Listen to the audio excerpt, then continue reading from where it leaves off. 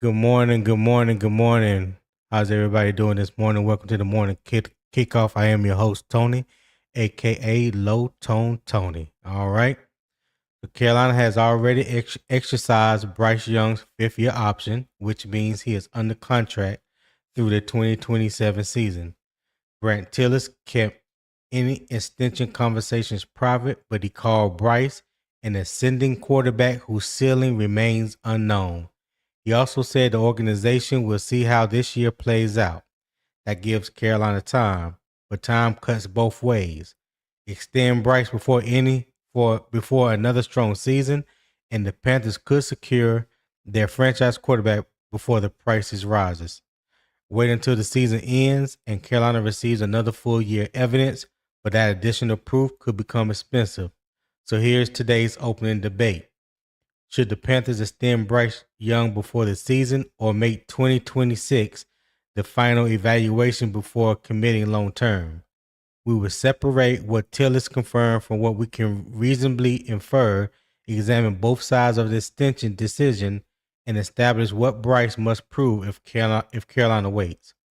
At halftime, we will spotlight Carolina's Week 17 home game against the Seattle Seahawks. Then in the second half, we will establish what Kenny Pickett and Haynes King must prove in Thursday's Hall of Fame game. Now let's shake a little honey from the tree, and we will begin with the injury and availability update. All right. And let me bring up Poppin real quick. Poppin, what's good? What's going on? What's up, man? How you doing, man? What's good? What's good? What's good? Just going over this injury and availability update. So Robert Hunt, Tommy Tremble, Mitchell Evans, and Bobby Brown all returned to practice yesterday. I'm gonna put you on mute for a second there, Poppin. Bobby Brown is coming back from a hamstring injury. Mitchell Evans is coming back from a lower ankle sprain. And Tommy Trembles is coming back from, I believe he has soreness in his knee. All right. And Robert Hunt is back and in pads for the first time this season, if I'm not mistaken. He returned to practice Monday, which was yesterday. Carolina did not announce that he was unrestricted or confirmed his availability for Thursday. All right. Also with Tommy Tremble, he was in pads after missing Fan Fest with knee soreness. Okay. Mitchell Evans did have the lower ankle sprain. They did not announce whether he was unrestricted or whether he would play Thursday as well. And with Bobby Brown II, again, like I mentioned, his hamstring, and the Panthers did not announce his complete workload progression or Thursday status. All right. Damien Lewis also was out with a calf issue. Okay. We also know about Tershawn Wharton. He's going to be out for to the foreseeable future. So there definitely hasn't been no a date or timetable for his return. And also Saahdiq Charles is being evaluated with a calf. What do you say? Said no diagnosis or roster designation or timetable was announced. Look, the impact that he will have is he has been receiving first team guard work, so his availability affects the starting contingency plan and Thursday reserve offensive line. So we will see how that play out come Thursday for the Hall of Fame game. All right. And that's it for the injury report. All right. So the first half is definitely talking about the Carolina Panthers. And of course, should Carolina extend Bryce Young now or wait until the 2026 season is complete? That is the topic of the day. I guess you could kind of say some of the same information was brought out in the interview with Brandt Tilis yesterday. Some things he seemed hesitant to speak on. They was trying their best to get answers out of him. He was doing his best not to try to show his hand or give anybody any indication on where the organization was leaning when it comes to Bryce, um, his contract extension. But here are the facts, though. Carolina exercised Bryce's fifth-year option, so he's under contract through 2027. Tilis did not confirm an offer, deadline, or active negotiation. He said extension conversations would remain internal. Tilis described Bryce as an ascending quarterback whose ceiling remains unknown. He said the organization will see how the year plays out. Bryce helped Carolina win the NFC South last season. Canales has praised Bryce's faster processing, anticipation, chemistry, and leadership. All right. Tilis also said any extensions, whether it's with Bryce or anybody else, any of those negotiations, we'll just keep those conversations internal and amongst the organization and the agent. He also said we'll just see how the year plays out. So it kind of gave people the impression that nothing will probably get done until after the season. Um, some of the beat reporters again were asking, will anything get done before the season? Me personally, I don't think so. I don't believe so. But anytime Bryce is coming up in conversation nowadays, that question is going to be asked. And, especially if Brandt Tilis is up on the podium, um, he'll be the main one getting asked that question. And Dan Morgan. I think Dave Canales right now is more focused and controlled about the season than any contract negotiations. So, Poppin, what's up with you, my brother? Top of What's the up, morning man? to What's you. top of the morning, man? Hope you enjoyed your tea and muffins already, which I'm sure you have. Already, I had that's pronto. That's first thing in the morning, my G. That's first thing in the morning. Yeah. Matter of fact, I'm trying out this new tea. The wife took me to a new breakfast spot that her and her friend had went to last week, and hmm they got this. It's called a Long Island strawberry tea, and it's a black tea, right? So it means it got the highest dose of a caffeine in it. Tastes really good. Tastes really good, and not Nice. like a Long Island iced tea that you would get with alcohol, but that's just Right. the name of it, though. Yeah, that's just the name of it. Um, so what do you think about um Brandt Tilis um comments yesterday in the press conference regarding Bryce Young extension and whether there should be the question was asked, should he be extended before the season or after the season? He kind of was leading more towards after the season. I think he kind of believes that it's still in the evaluation stage. There's things that they probably need to see, let this year play out, and they will let the extension take care of itself. What do you believe? Uh, well, I figured a lot of people are gonna go live talking about their favorite player, Bryce Young, this week. Um, Yeah, yeah, yeah. from the conversation, he said a lot of nothing and a lot of something. Uh, Mm-hmm. so I think the key thing that he said is he wants the best for the organization. I'm curious of how true he's gonna stay to his word. Um, I'm not under the impression that a deal has to get done after this season. Hold that Um, thought. Hold okay. that thought right there. Shout out to B Wise for the 4.99 super chat. He said, "Good morning. Appreciate the content as always." Hey, top of the morning to you, B Wise. Thank you for tapping in. Appreciate the 4.99 super chat that will be used wisely and goes towards supporting the channel. Um,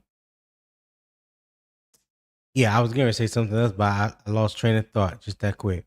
But yeah, appreciate the 4.99 super chat. Be wise. Really appreciate that. Go ahead, Papa. Yeah, so I'm not under the impression that something has to get done in this off season. I think that Bryce Young and his agent would, just like any other quarterback would in the timeline that they're in. Um, but like I said, the key word is he said he wants the best for the organization. Um, Mm-hmm. so that's gonna really have people either not saying nothing about it that he said there, they'll run away from Right. that, or So you they'll caught that too, huh? mhm, or they will be honest, Right. bring it to the front. And because when you're listening to these guys talk, you almost gotta sit here and decipher every single thing, to try to get you a couple, you know, little trails of where they're trying to go. He definitely made sure that he wasn't trying to give up too much, um, in the conversation of what's been taking place in the back, but they have been talking. Um, and I'm pretty sure now that they've kind of put it on a standstill because Bryce can't get paid off of what he's done. Well, he can't get paid the big dollars off of what he's done so far. So that being said, um, I'm not like I said. I don't think that just because he has one good year that they're going to be impressed to go ahead and give him a whole boatload of money. I think they would tag Right. him again and say, "Okay, prove it to us," um, because you don't want to be in that Tua situation.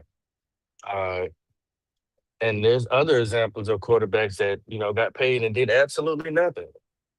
So we'll see. Okay. All right. Let me give a shout out to everybody in the chat. Not V Kalu 24 said good morning, fellas. Good morning, Not V. Appreciate you for tapping in. Make sure you guys hit the like button on your way in as well. B Amos said big tone. What's going on, B Amos? Appreciate you for tapping in, my guy. Thank you for being here this morning. Candy Girl said morning everyone. Morning everyone. Good morning, Candy Girl. Thank you for tapping in as always. What was your coffee and pastry this morning? What kind of muffin you had this morning? I know you had one. Strat 843 said good morning, y'all. Keep pounding. Good morning, Stratford. Stratic. Appreciate you for tapping in. Hit that like button. Tebow C Panther 59 said good morning, LTT. What's going on, Tebow? Thank you for tapping in. Cyburn said good morning. Good morning, Cyburn. Zip said good morning, Tony. Good morning, chat. Good morning to you, Zip. Thank you for tapping in. You guys make sure you hit that like button on your way in. Rock Jones said good morning, cousin. What's good, Rock? Appreciate you for tapping in as always. Okay. Be wise. Good morning, everyone. Good morning, be wise. All right. Let's say the Falcons won us the NFC South. Well, that depends on how you want to look at it, Frankie. Depending on how you want to look at it. If that's how you feel. Uh Eternal 252 said Tillis also said I think one way and they think another way. Okay. You have to let me know about that, Eternal, because I don't remember him saying something like that. But what did he say exactly? All right. Tar Heel F3, you said the Falcons think okay. Frankie. Let's see, Frankie. The Tiller said what the fans want to hear to avoid what Tampa's going through with Mayfield. All right, I got you. And Tony, just tea this morning, no pastry. Oh, okay. I don't know what to tell you on that one, Candy Girl. I gotta have me a muffin in the morning. Gotta have me a muffin. All right, Papa. So I guess Mhm. I kind of already hinted at the first question. So the first question is, what did Tillis reveal and what did he keep private?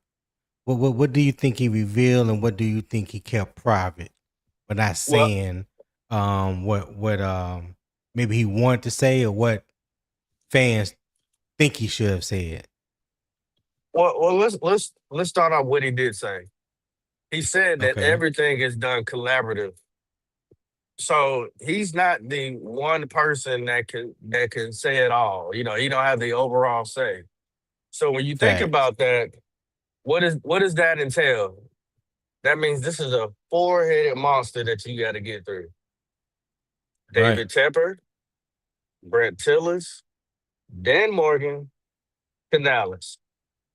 Now, one thing I like about Brandt Tilis is that I call him pretty much the android. He don't have no feelings about these players. Nah. He's not here to coddle anybody. He wants the best for the organization. Now, I want y'all people to question yourselves when y'all think about this. It's about business, not emotions. When he sat down with Patrick Mahomes and wrote up that brilliant contract, it was the best for the organization. Not only that, it was to a quarterback who proved that he was a franchise quarterback. Now, what he didn't say is when he has to sit down with the other three-headed monsters, how much of their emotions and their closeness to players is going to be put on the table. Because, like I said, Brandt Tilis ain't out there calling no plays. Brandt Tilis ain't sitting here checking on your mama and your kids and all that. Brandt Tilis is looking at the numbers and what's best Right. for the organization. Go ahead, go ahead. Uh, I can No, talk more, but no, I I just no. Go ahead, go ahead. Hey, oh, do okay, your thing. okay. I just say you right because he already said that he thinking of 2027. Right. And that's the thing. He's already teleported. Like, this ain't Brent Tillis not here. That's really his clone sitting up there talking to y'all. He's already next year. I've heard him say he's 2 years beyond. He's already thought about that. So I also want to tell you, Mm-hmm. some of us, we play VM, we play cap guy and all that other stuff. But really, he is the cap guy. And y'all know I'm just Right. saying, and you know, just playing, not like a guy, but he is the cap god here because he already Yeah. has the money figured out, Allocated.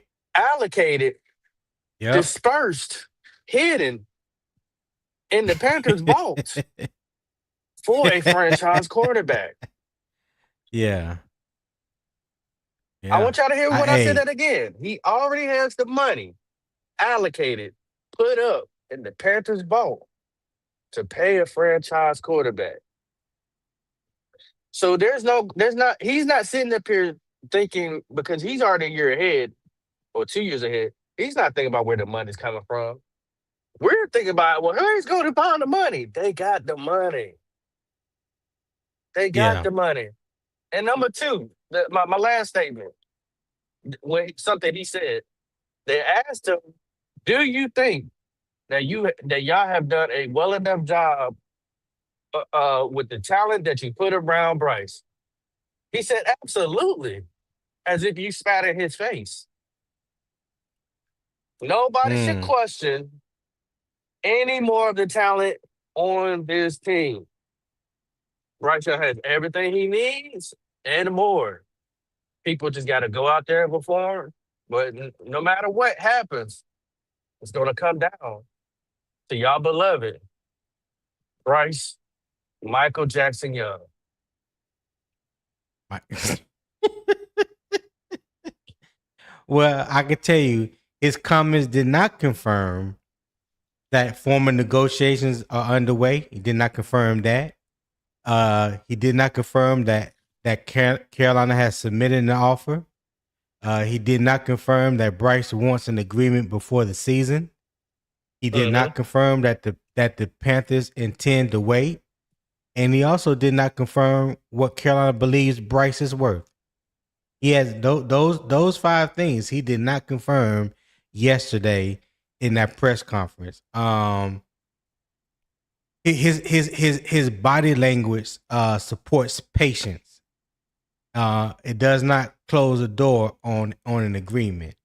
I believe the conclusion is that Carolina likes Bryce's direction and intends to keep the contract process private, which they do, which they are known to do when it comes to contract negotiations for anybody on the team. Like they keep those kind of things private. You rarely see contract negotiations being leaked to the public where it's I, broadcast on ESPN and stuff like that, and people are talking I.e. about it. Evero.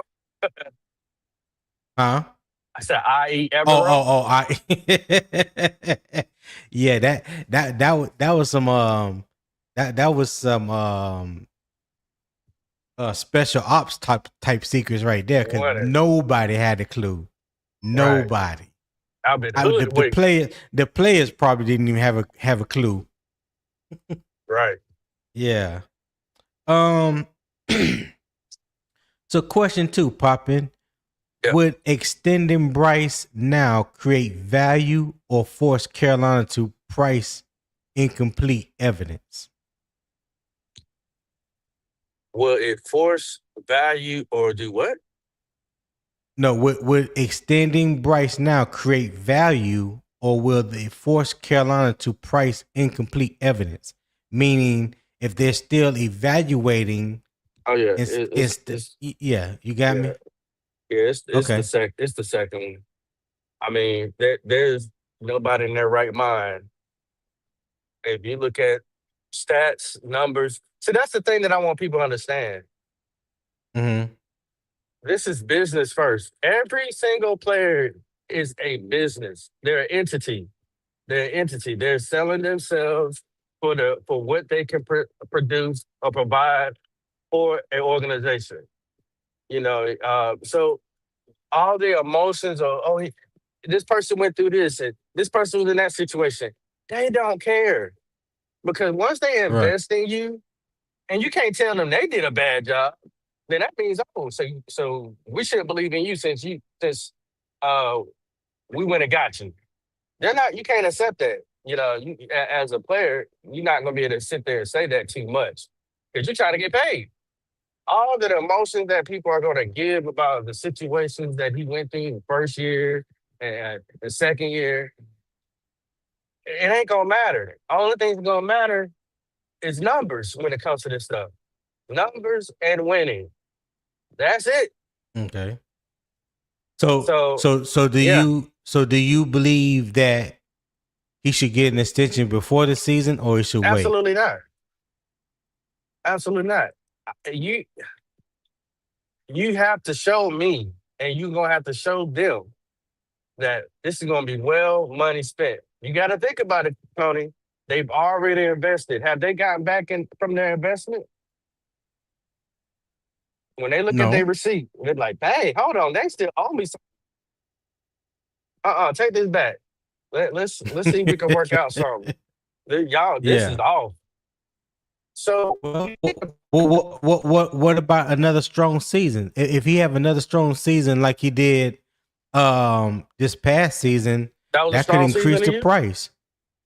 I'm just See, saying that no, Tony. I hold. So okay, so let me answer the question of Okay. his 3 years that he have played thus far. Uh-huh. Last year was the strongest season that he has had thus far. Okay. In his 3 years, year three was his strongest season, in my opinion. So if he goes out and have another season or better than last season, don't you believe that the price will increase? His value will go up if that's what you're asking me. His value will go up Right. as far as where he's marketed today. It will be different after the season, but that doesn't give him any more. It will give him a little bit more push to want to get a contract. But once again, it's business, right? You Mm-hmm. give me consistency, right? They want to see consistency. We all want to see consistency.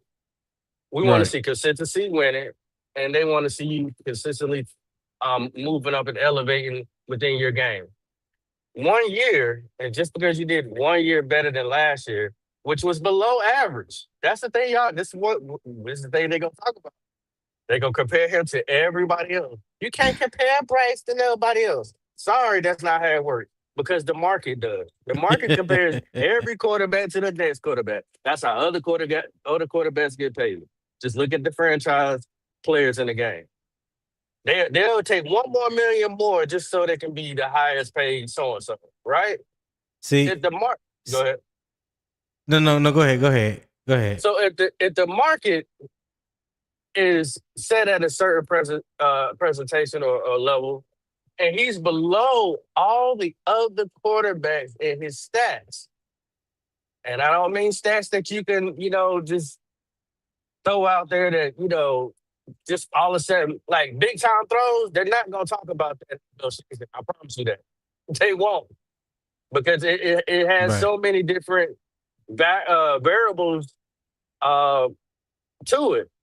But they're going to stick to the main thing and keep it the main thing when it comes to negotiation. And he's been below Right. average. That's just the truth.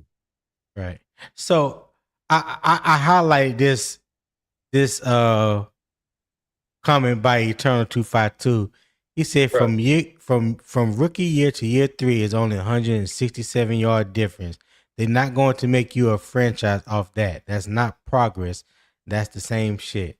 So let me just I don't believe I have to explain this, but for you, Eternal, I will. So the progress isn't just based off of the amount of yards he has thrown.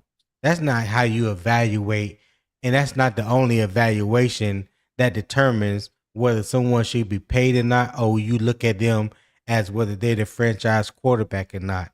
If that's the only indication that you could think of, then my friend, you don't understand the quarterback position. Cause it's more than just how many yards somebody threw for. We talking about his full growth and maturity as a quarterback from his rookie year to now. We ain't just talking about just yards. That's not how you evaluate any player, let alone the quarterback. No, that that is not. If it was that simple, then everybody that has been getting quarterback extensions and getting big contracts wouldn't be getting them. You know what I'm saying? Because the yards, at the end of the day, the yards don't dictate what you have done in the win loss column. We've had this conversation 100 times over, 100 times over, and I ain't even getting ready to go back down that road. But like I just said, it's more to it. It's more to it than how many passing yards that somebody threw. And again, Eternal, why did Dak get 60 million? Well, you would need to ask Jerry Jones why he paid Dak Prescott 60 million and have not gotten anything in return. You ask Jerry Jones that. I'm curious. Oh man. Turner, I'm curious. Do you think Dak Prescott's a bad quarterback? No, I don't think he's a bad quarterback. No, I No, was I saying don't. I was wondering if Eternal think Dak's a bad quarterback.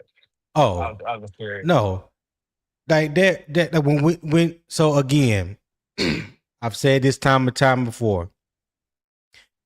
It's irregardless of what you think of Bryce, what I think of Bryce, um, what anybody think of Bryce.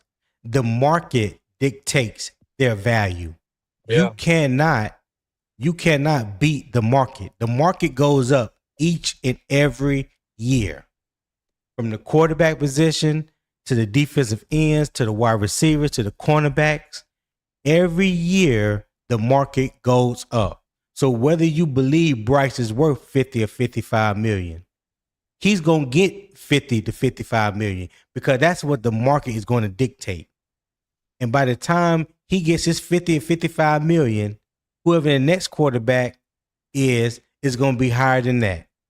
Because these contracts that just been signed, they raising the value come next year. Patrick Mahomes' new deal is 64 million. Him and Dak Prescott are the only two quarterbacks in the NFL making over 60 million.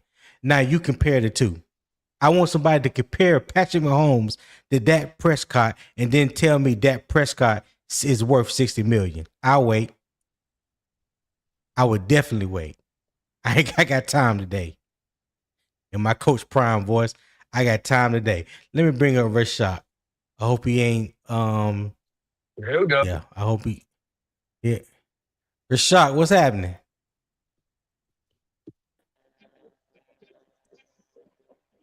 Yo, what to do? What's going on, man? What's going on? Can you hear me? Yeah, I hear y'all. Yeah, you hear me? Okay. What's on your mind, bro? Yeah, I'm trying to get in the conversation, man. Yeah, I'm letting y'all go ahead and get off while I get in on this Bryce thing, man. Cause I hear popping, he got his opinion, but it is what it is. Like I Oh told no, everybody these else. no opinions. These are facts. I ain't gave I my mean, opinion. yeah, I mean, I ain't gave yeah, my opinion yet. y'all been doing that all off season, bringing up the same stats. I mean, yeah, we all know it's a fact, but it's also a fact that he has improved every year, whether it's slightly or marginally, it's still improving. You know what I'm saying? I And get there. I you get know, there, Rashad. well, he's going into his But fourth year. improving doesn't mean uh how Don't do I mean want to what? say it? Improving, you can improve, but that doesn't necessarily um how much you improve. It depends on how much you get paid. I'll put it like that. So, That's like, part of it. I'm here. Yeah, I would say that's part of it. But what I'm trying to tell people, and I hope people will understand this, and maybe they don't want to understand it. Maybe they like to, you know, still voice their opinion and ignore the facts. Again, the facts are in today's sports world. Yes, you do get paid off production, but also the market also drives up what you get paid. If I would Yeah. ask you who were the top 10 quarterbacks get paid currently right now in the NFL, out of the top 10, how many have went to the Super Bowl or at least to the NFC AFC championship? I already know the answer, but I'm just asking you.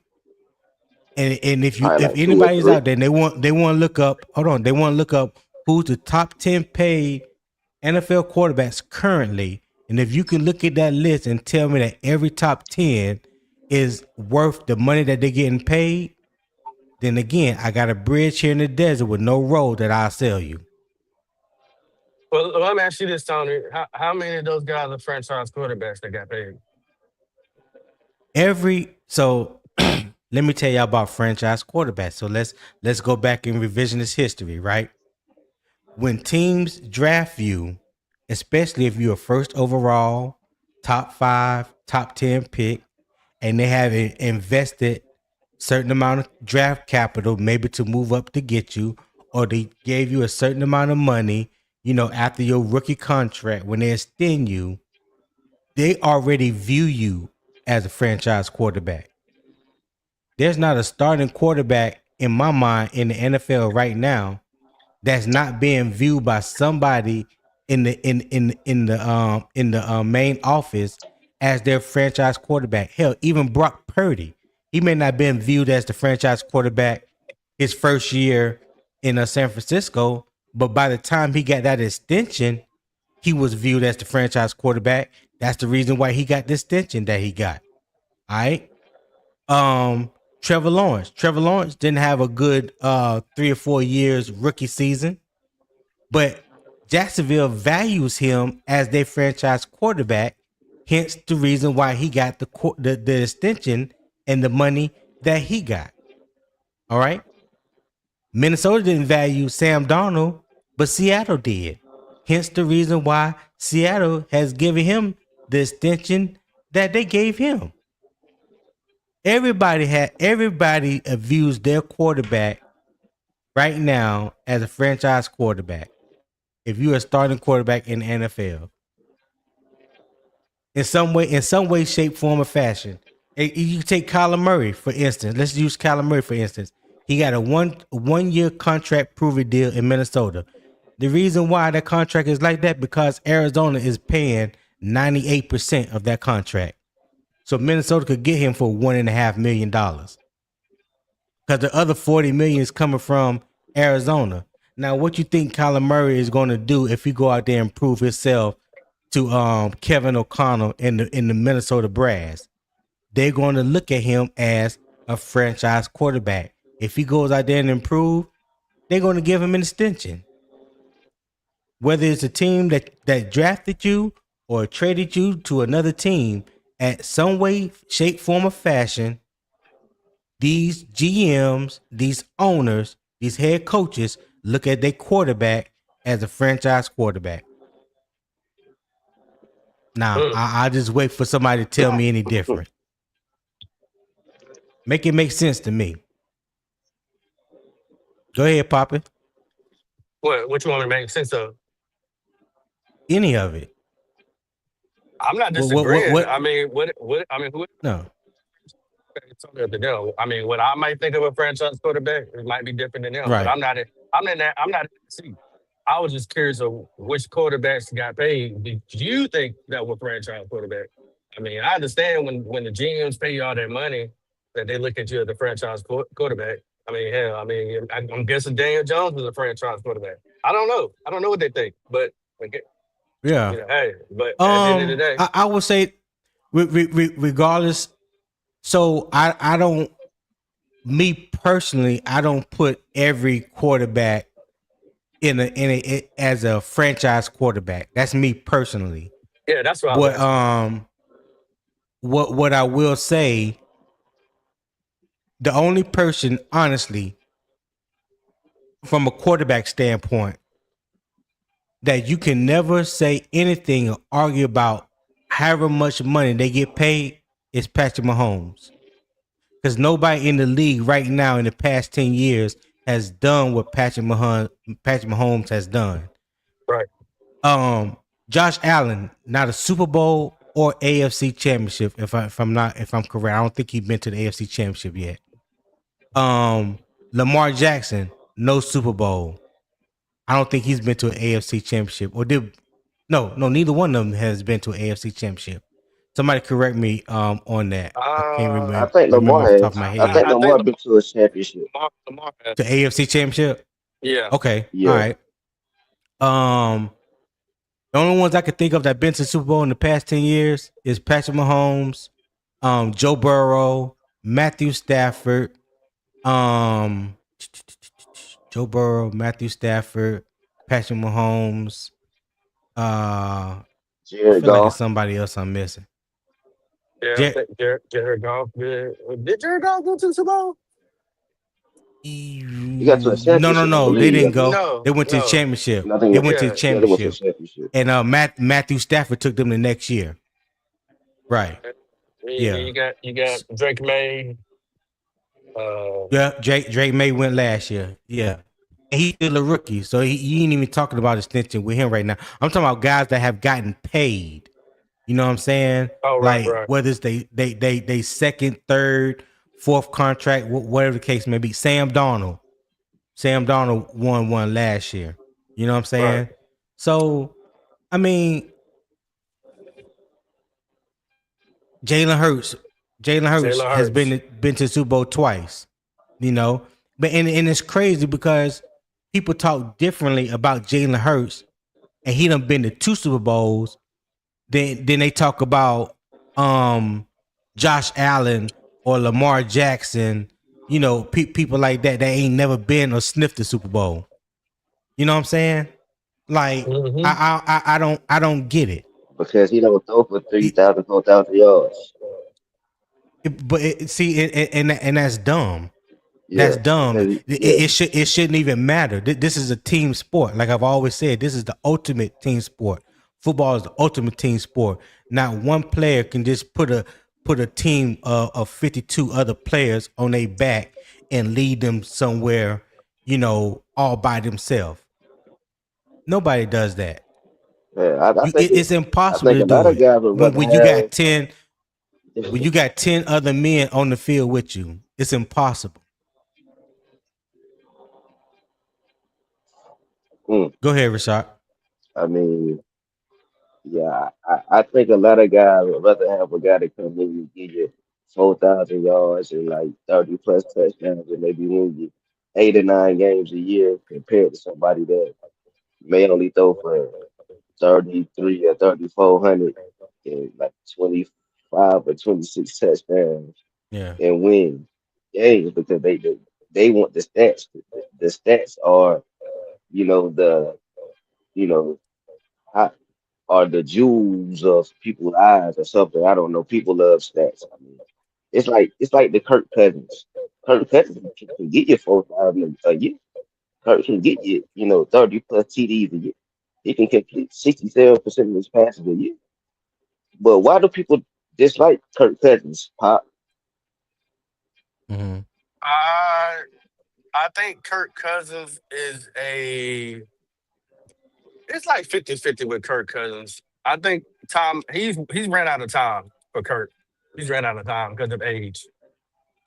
If I'm just Kirk talking. Cousins, I'm just talking about like as far as like the numbers that he gives you like throughout his career, as far as passing numbers and touchdowns and wins losses compared to like a guy who don't throw as many yards and don't have all those glamorous numbers like that. Mm-hmm. I don't So think when it people dislike Kirk Cousins though. That's my thing. Like you saying that people dislike I don't think so though. I think he just hasn't really been in a stable situation. He's been so many different places.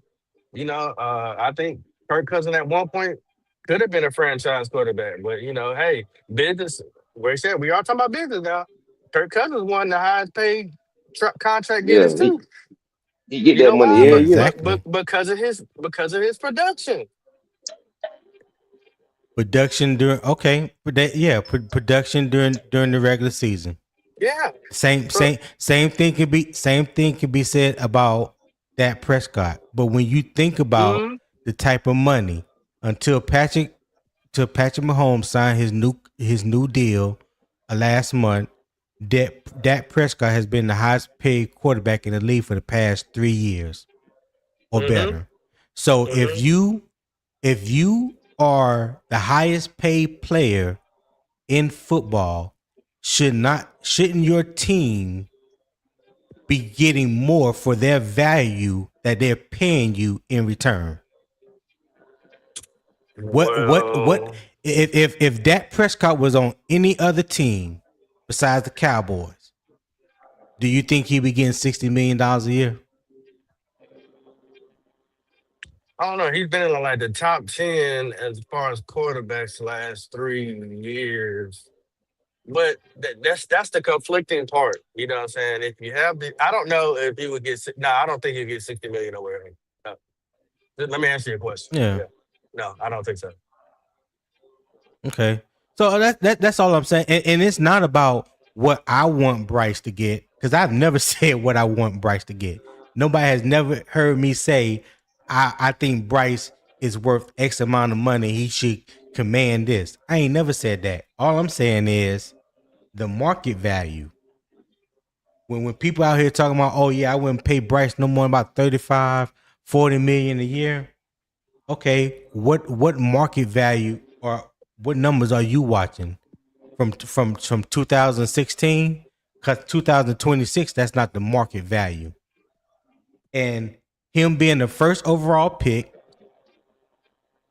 um, getting ready to go into his contract extension, the capital that was given up to get him, all that plays into a factor.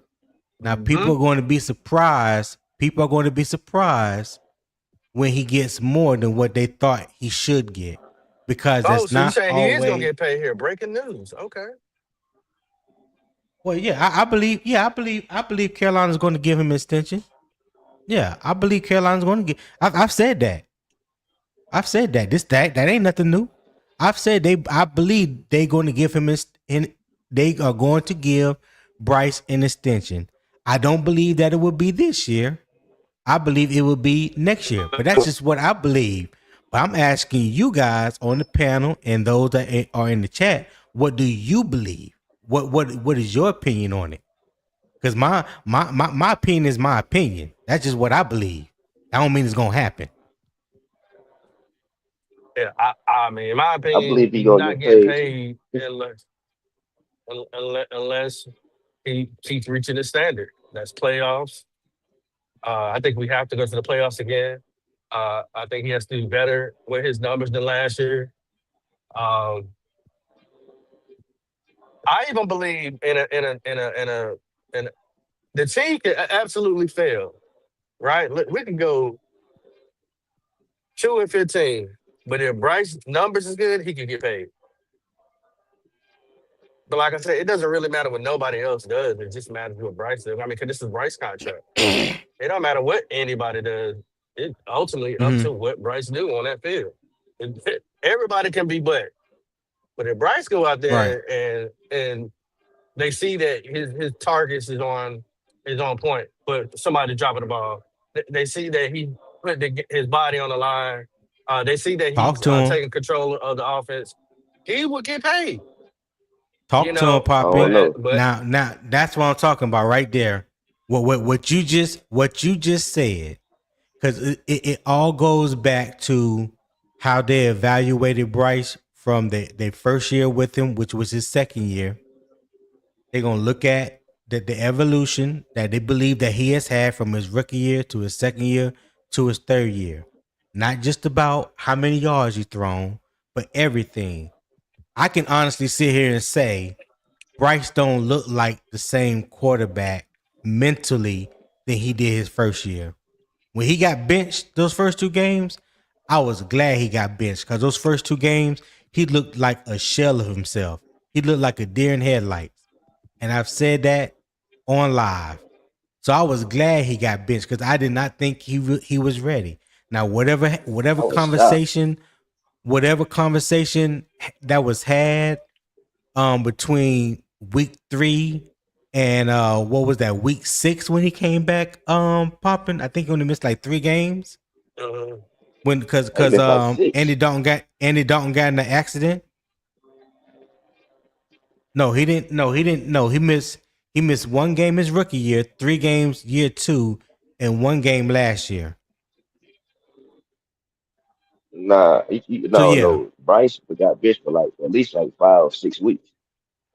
no, it wasn't that long. Go back and Yeah, check. his I've second year he already got. done that. He's only missed a total of 5 games in his career. One his played rookie 40 season. 46 games in the last 3 years in his career. Yeah, 40. Yeah. So he missed 1 game his rookie year because the quote unquote ankle thing. Y'all remember that he sat out 1 game. Andy Dalton played 46 or that Seattle 46, somewhere game. around there. Yep. Yeah. Then he missed the next 3. He missed 3 weeks in year 2 because he got benched. Only reason he got back in because Andy Dalton got injured his hand, quote unquote, in that car accident that happened. But whatever happened during that time period, Bryce came back and started looking like a different quarterback. He didn't look like the same guy from year 1. He didn't look like the same guy from the first 2 years. I mean, the first 2 games of his second season. And I just believe that when he came back, he started building upon that, and it carried over into last year. Now I hope that the projection, which I believe tends to be looking up, I hope he gets even better this year. Now, how much better he will get, I have no way of telling you. I'm not even going to even put a number on it. I just want him to be consistently better at the things he do well than he was last year. That is Yeah. my goal for Bryce. And whatever that looks like for him and for the team, I'm all behind that. Yeah, I don't know when he's gonna get paid, and I can't say that he is gonna get Right. paid. I just know that if he doesn't do better than what he did last year, he won't get paid. If anything, I know the Panthers are willing to pay you another extension, just like the other. That's why I said I wouldn't be surprised if they extended him again. I mean, and say, hey, show me again that you can do it. Let's make sure this not a fluke. You know what I'm saying? It was just that You one you year, mean not extend him extension, again but with franchise tag franchise. him? I won't be surprised if they franchise tag him just because, it's like, hey, we got to make sure because I mean, you're investing in a lot. We've seen other organizations do it. Like I said, this is a business, guys. It ain't about our emotions.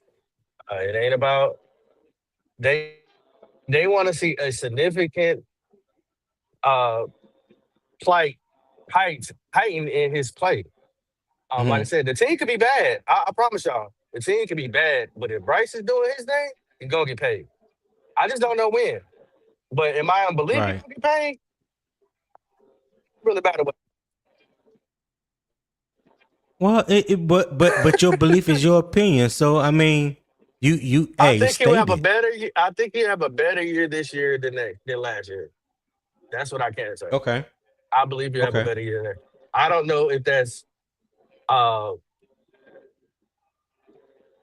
worth getting paid a full Yeah. franchise quarterback. So I don't think he's gonna get paid after the season. No. Okay.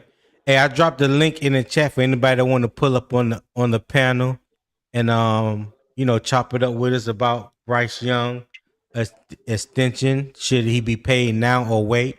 And speaking of that, Rashad, you can go first.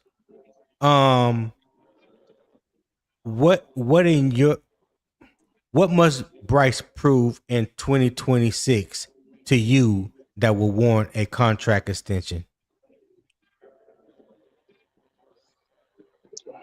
Um, him taking more control of the offense and being more aggressive. That's what I was.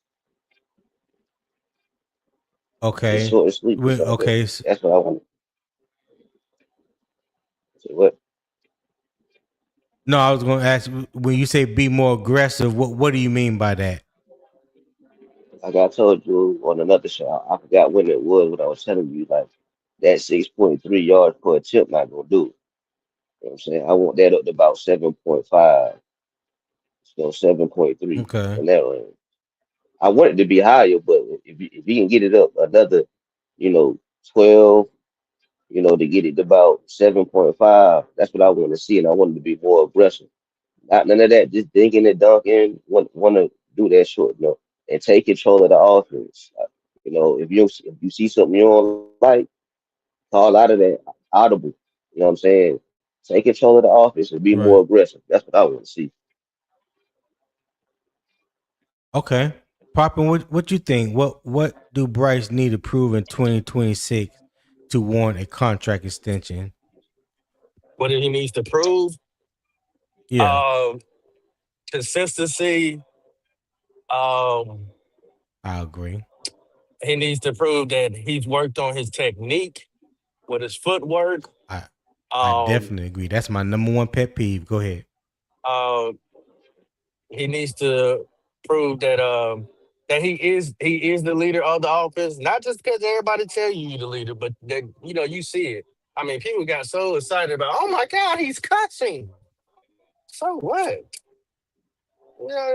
That man been So cussing. so you don't So you don't believe mhm. you don't believe Bryce has shown you anything that shows that he's a leader that he's a leader on this team? There's everybody leads different. You got people that Right. yell and scream. You got people that go by action. I need him to pick one. Right. If you're not gonna be the most vocal, then show me on the field. But okay, but Pick when a we pick pick okay, pick one. so when you say not show up vocally, now do all vocal leaders the same? Because No, I mean I'm you not got not some that no are rah rah. You right got some people that leads by you know like I don't have a deep voice. I'm not a rah rah person, but I could be more stern when it comes to the way I lead. You know what I'm saying? Like I don't have to right be up in your face or cussing and all this and all that, but I can right. still get my point across. So back to that point, have we not seen Bryce lead that way? I think he's I think he's gotten better. And what you said, being more stern. I think he's developing to be more stern. I think is trying to show that okay, I'm serious about this. Um, I do like that he takes accountability, so he's been nailing that. Um, Right.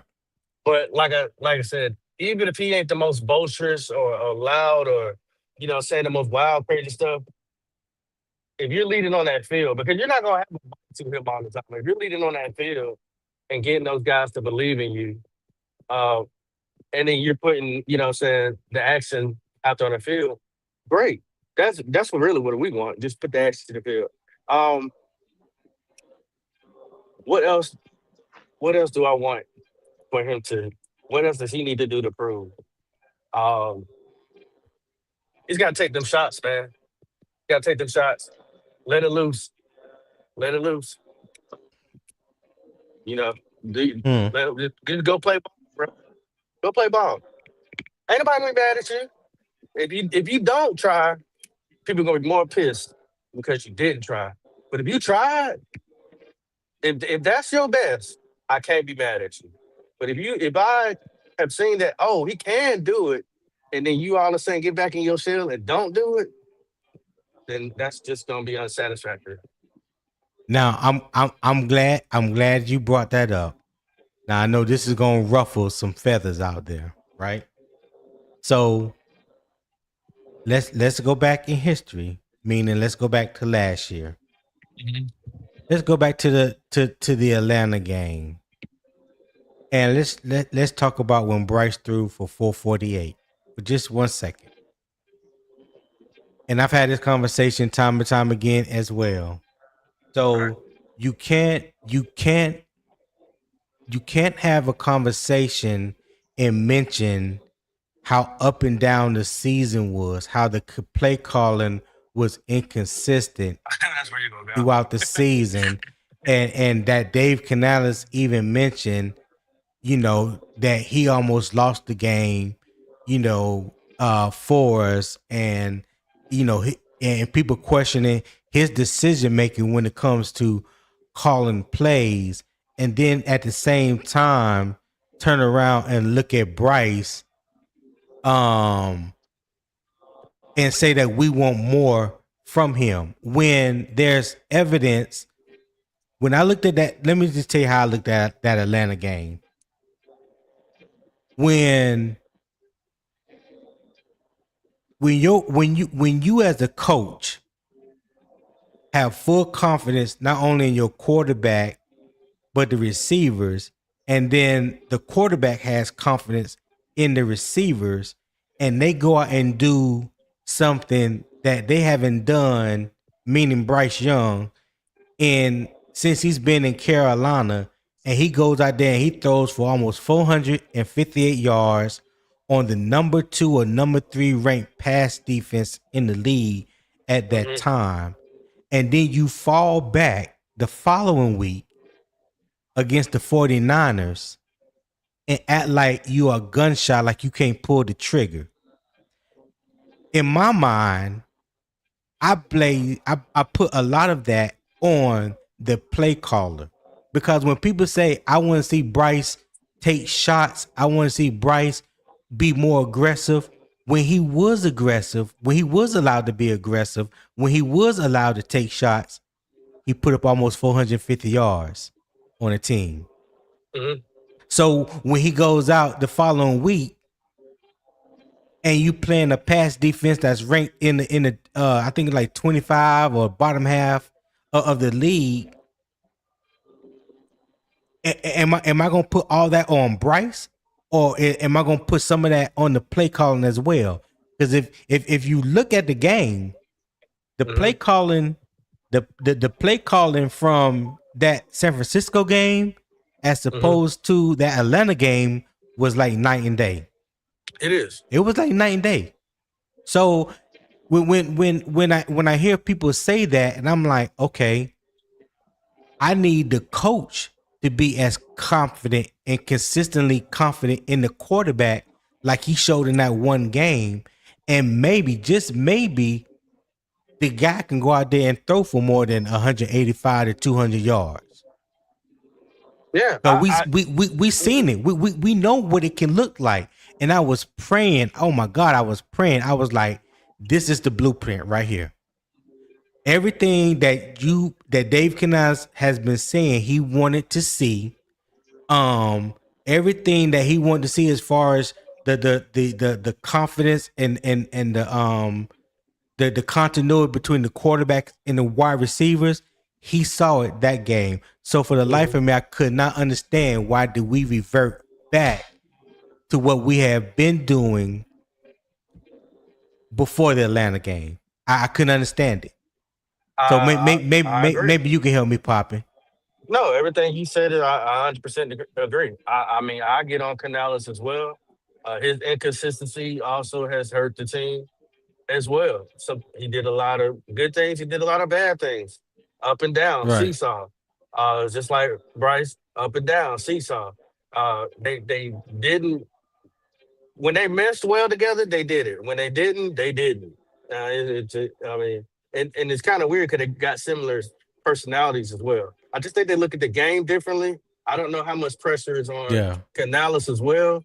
Uh, maybe he's been held back in certain ways, but either way, I don't know. All I know is that the coach has to do better, but he's not calling plays this year. So hopefully that we won't have to worry about that. Um, but Mm-hmm. what I meant by that, and I knew when I said that was going to trigger you to say what you said. what I meant, what I meant by that is when I said I want him to take the shots. I just want him to survey the landscape a little bit more. Just survey it a little bit more because there's some plays you left out there, in which there always going to be some plays left out there. But Okay, us thank you. being I'm glad us you being said that.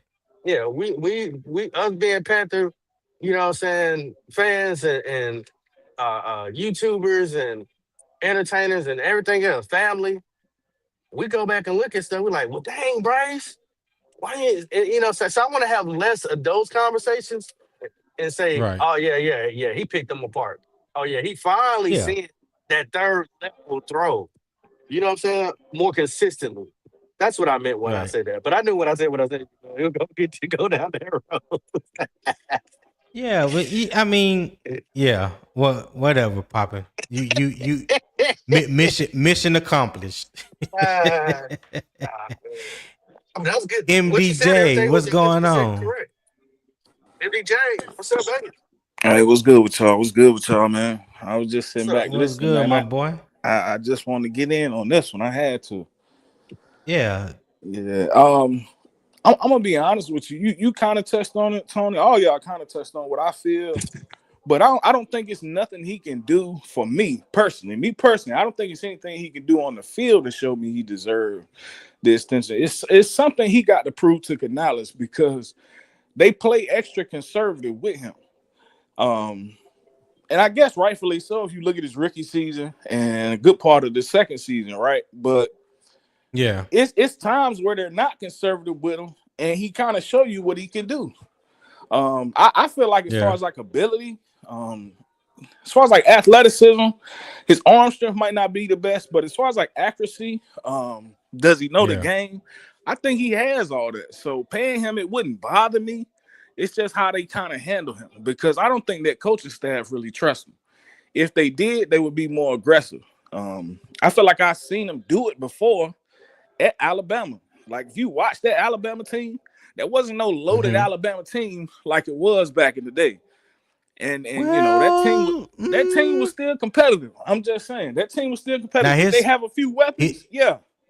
now his But first year where he threw for almost damn near 5,000 yards. Now they were loaded to the gill from the running back, tight end to the wide receivers.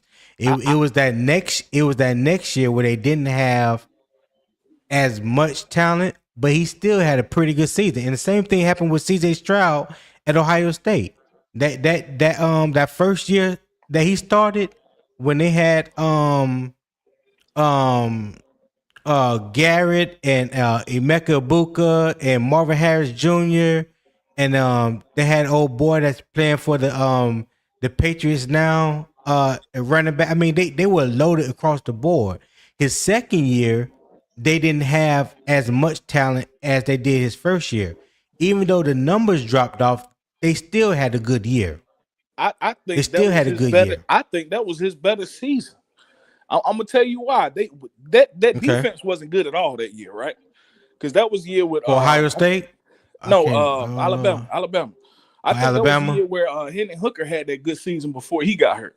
I think that was the year at before Bryce Tennessee. came out. Yeah, Alabama never when Bryce left the field, they were never behind. Yeah.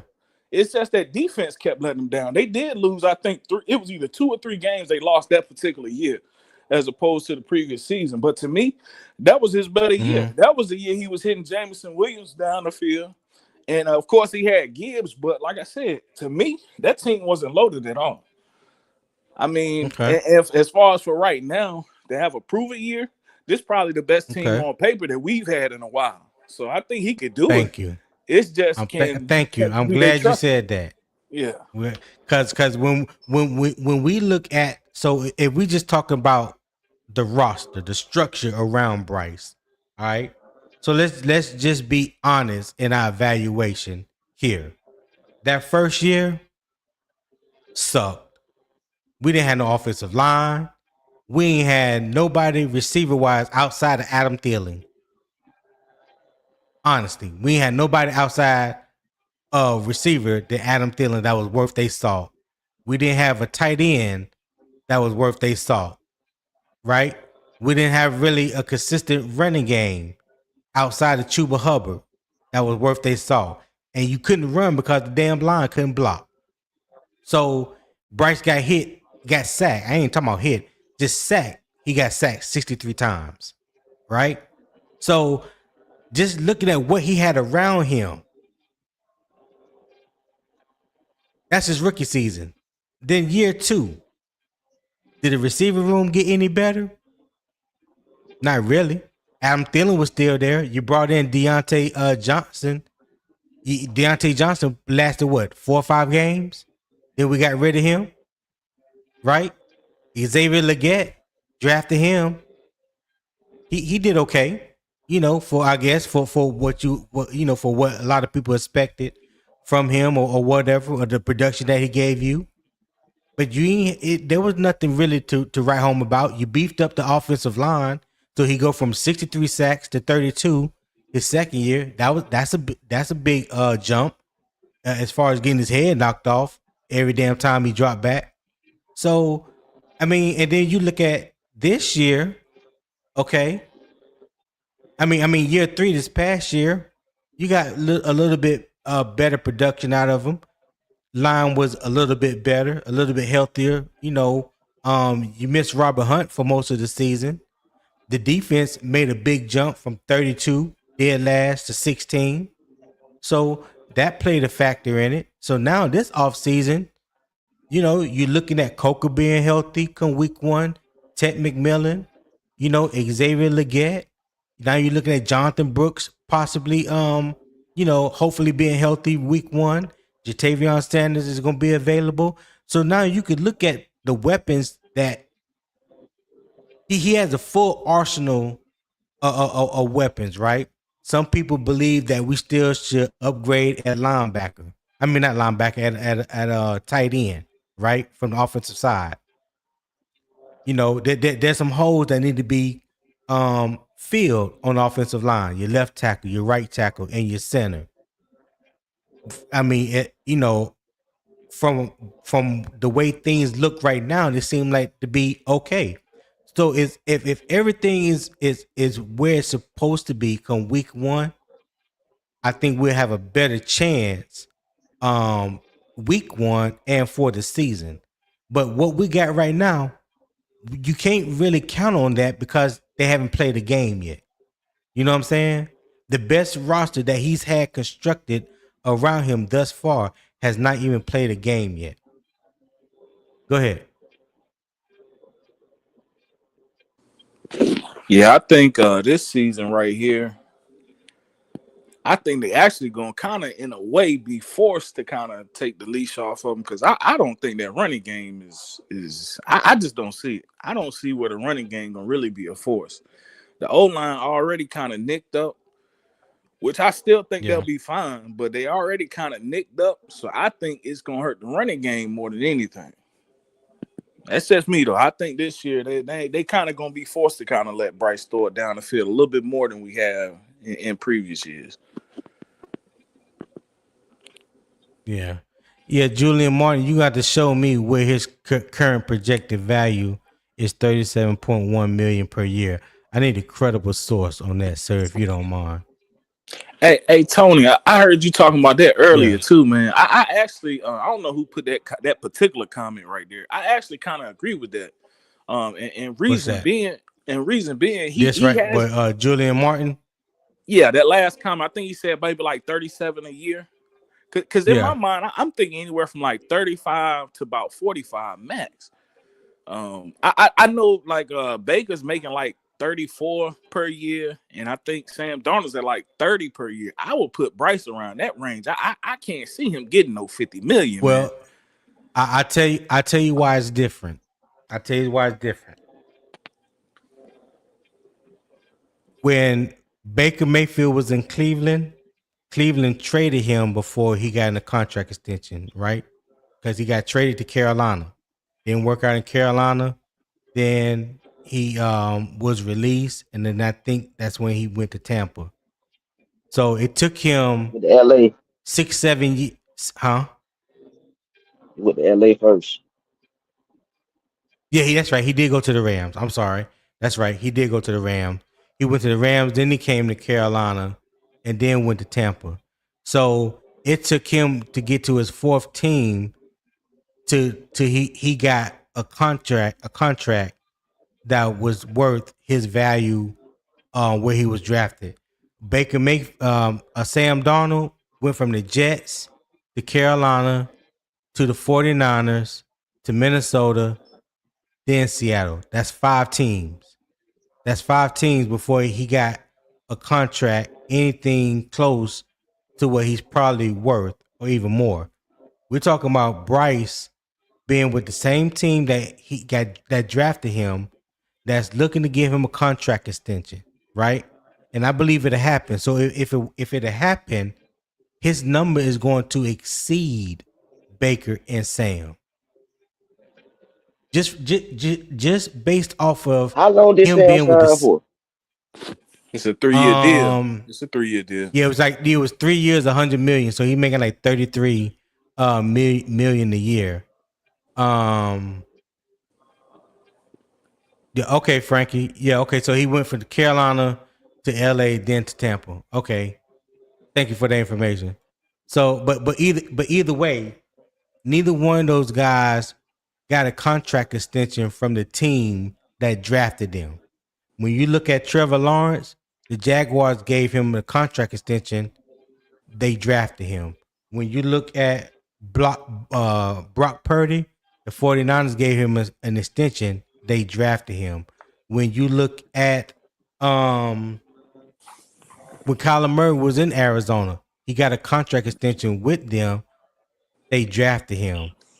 So 9 times out of 10, if Bryce is going to get extended, which I believe he will, I don't know what he will make exactly, but I believe that he will make more than $35-40 million just for the simple fact he is with the same team that's drafted him, and they look at him as being an ascending player that's getting better each and every year. This is what they have come out and said publicly. So if they believe that, if they believe everything that they have said about him and the progression that he has made, he is going to get near market value. Now, what the market value will be at the end of the season, I have no idea. But I can tell you what the market value, what the going rate was this past season, and it was more than $40 million. Nah, it definitely was, but those are, I ain't even being funny when I said those quarterbacks actually did something though. I mean, What Baker done? I get you if you said Sam Darnold. I get that, but what has Baker done? Baker ain't went to no NFC Championship or played in no Super Bowl. but Baker got that team to the playoffs, and they beat it. They beat teams they weren't supposed to beat. I believe they beat the Cowboys and the Eagles in the playoffs them 2 years. Like they weren't supposed to. They weren't coming out of NFC South. They weren't supposed to beat them teams, and they had just lost Tom Brady, bro. Like, I beg to differ on that shit. Baker actually done a lot, and I hate the Bucks, but Baker actually hold that team up pretty damn good. But like I said though, MDJ, Baker is on his fourth team when you talk about the Bucks. The Bucks didn't draft him. And Kukev, you're right. I don't think Baker was trash in Cleveland, but they traded him for whatever reason. They traded him. They traded him before it was time to give him an extension, and he did not get the money that he's currently making. He didn't get it in L.A. He didn't get it in Carolina. He only got it with the Buccaneers. The Buccaneers did not draft him. Well, I think we got them at the back end of they rookie deals though. Like both of them got their 5th year option. Like I don't even think Bryce have they officially gave him his 5th year option? Yeah. Okay. What's that? But I want to, and I agree with you, MDJ, on what you're saying, because Baker's talking about getting paid, and this is his worst year in Tampa, and he threw like 3,600 yards. His worst year. So. And they don't want to give him. They don't want to give him what he think he's worth. Well, how real is that? It's more than that to it over there, but who cares? I mean, I'm pretty sure. I'm pretty sure it is. But so what I'm saying when it comes to Baker, right? He has been the best quarterback for Tampa Bay since Tom Brady left. He has given them a stability at the quarterback position. He has proven, in my opinion, that he can win in that position, that he can help carry the team in that position. But for some reason or another, I don't know how much Baker's asking. I don't know how much they offered him. But I can tell you, he was highly insulted by the offer that they came to him with. 2 years, and he basically had told them I'm going to make you pay this year. And when it's time to talk money again, it's going to be more than what I came to you with this time. Now, this came out his own mouth just the other day. Oh, yeah. Yeah. So, like I said, I don't know. I don't know what it is. I don't know what happened. I don't know what they offered him. I don't know what he asked for. But he felt entirely insulted. So, just like you just said, he came off with his quote-unquote worst year, which still was a pretty good year in my opinion. 3,600 yards. Your team didn't make the playoffs, but it wasn't solely on you, on him, injuries. Baker Mayfield. Yeah, injuries. Yeah, injuries. But for whatever reason, they don't want to pay you. I think where Pop was going. Oh, okay. Hold on. The Freddie and Eternal said they offered him 2 years, $100 million. Yeah. Okay. 50 I ain't know that. 50 million. So $50 million a year. Now, okay. I'm glad. Hey, thank Eternal and Freddie for that information. So just think about it. They offered you $50 million a year. So I just told y'all the market value nowadays, right now for franchise quarterbacks is around $55 million, right?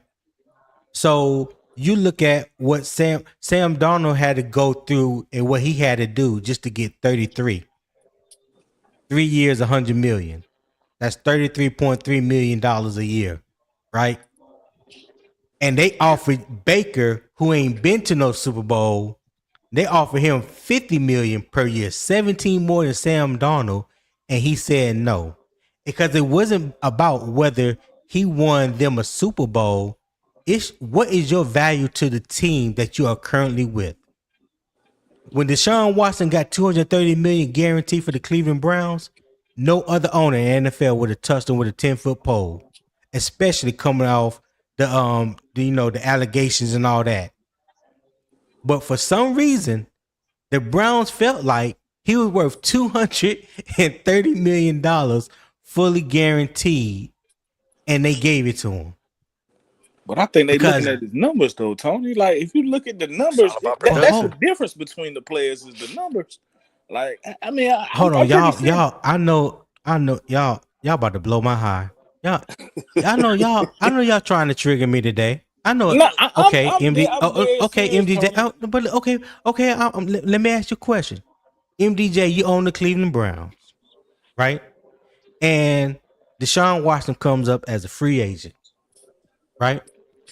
Now, his last year, somebody can pull up the numbers of Deshaun Watson's numbers his last 2 years, say his last 2 years in Houston, right? So that's production, right? So you get that, that's the production. So now all these allegations, the rape allegations, allegedly, Great, come great, about, great. right? It got a little All worse that after comes he left, about, though. huh? Those allegations got a little bit worse after Cleveland picked him up, though. That's one thing I just want to. I No, ain't I want to think interrupt I you. think They they were was bad, but it worse. got worse, though. I feel you. I get where you're going. I don't mean to cut So, you but off. I'm saying Just to, so you, quote unquote, you're a businessman, so you own the team, so you got to factor in everything, not just what he did the year before, but with the last team, you got to factor in everything, because now you talking about what is this going to look like for my team as an organization from a brand standpoint, all of that. What are the people, of the city of Cleveland is gonna think about this? I mean, they got to factor in all these other things more than just production, more than just production. And for whatever reason, they came to the conclusion that bump what he's being charged with. We're gonna give him 230 million fully I don't, guaranteed. Because I if don't think because if you MDJ said that remember, he agree with it. if I if if, definitely if don't agree with you them allegations. right, no, and Yeah. I'm not saying whether I agree with the allegations or not. I'm just saying, if y'all remember, Cleveland and Carolina Man, was in a okay. bidding war for Deshaun Watson. It came down to those last two teams, and I thank God. And it's easy to say now when you look at hindsight 2020. I thank God that David Tepper passed on it, because he was not going to give Deshaun Watson no fully guaranteed contract, because he was the first quarterback to ever get his money fully guaranteed. Every dime and every dollar was fully guaranteed.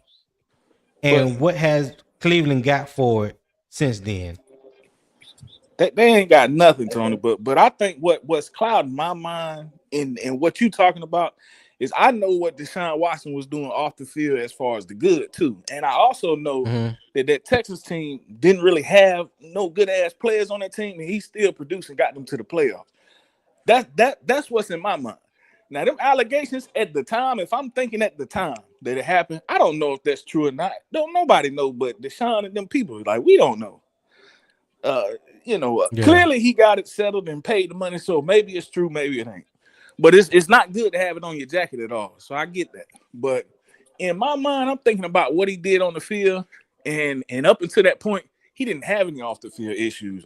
He actually was doing stuff in the community, in Tampa, in Florida, and all them places for them kids. So I'm just saying It that's just kind of barely what's in came my out. mind. Right.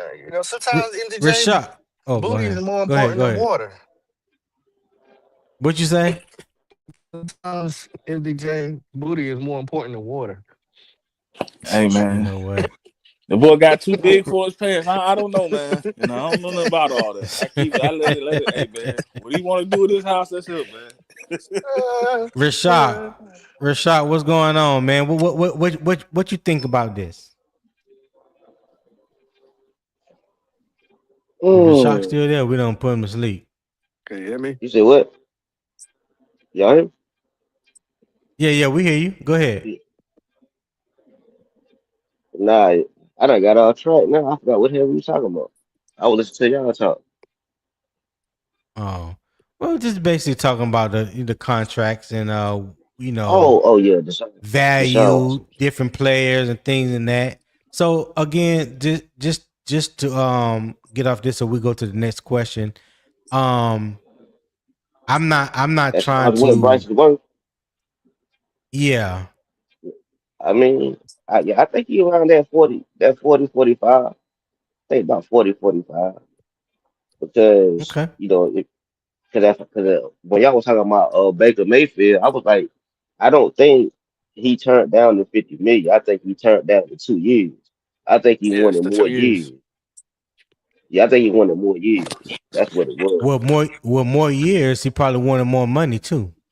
Probably more I guaranteed money. mean, Yeah, I agree with Yeah. what he's saying. Yeah, I think it's the years and probably the guarantee. I don't think it's the per year amount because 50 million is about right for Baker, honestly.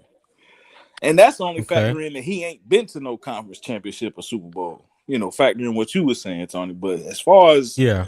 as far as what he can do for a team that don't really have a lot around him, he kind of elevated team. Yeah. And I don't think right now Bryce ain't doing that right now. I ain't saying he can't, but right now he definitely ain't doing it. So that's why I Hey, say hey, about real 40, 45. Hey, real quick, hey Rashad, let me drop you off real quick because I'm gonna bring up another guest on the panel. So if you don't mind, let me drop you off. all right. All right, Rashad. All right, man. All right, All right, for Rashad, we'll sure. holler at you. PP. Hey, Pop. I'm gonna come to your show. I'm gonna come to your show now. Yeah, yeah. I I don't should even be know when doing you go some live. Wednesday should be the day. Tomorrow. All right. All right. Around what time So, you be going live? use around between 6:30 and 7:30. Pull up. All right, for sure. All right, I got you. All I'll right. let y'all. But hey, All I'm be in right. the comments though. I ain't gonna know. I'm be in the comments. All right. All right, Rashad. Let me bring up. Hold on. Let me move this banner right here. I can't see. Darth, go. Go. What's happening? Well, good morning. Good morning, fellas. Good morning. Good morning. What's going How y'all on? making Hey, it? Top of the what's up with morning you, to you, family? fellas. I can't. I can't call it, man.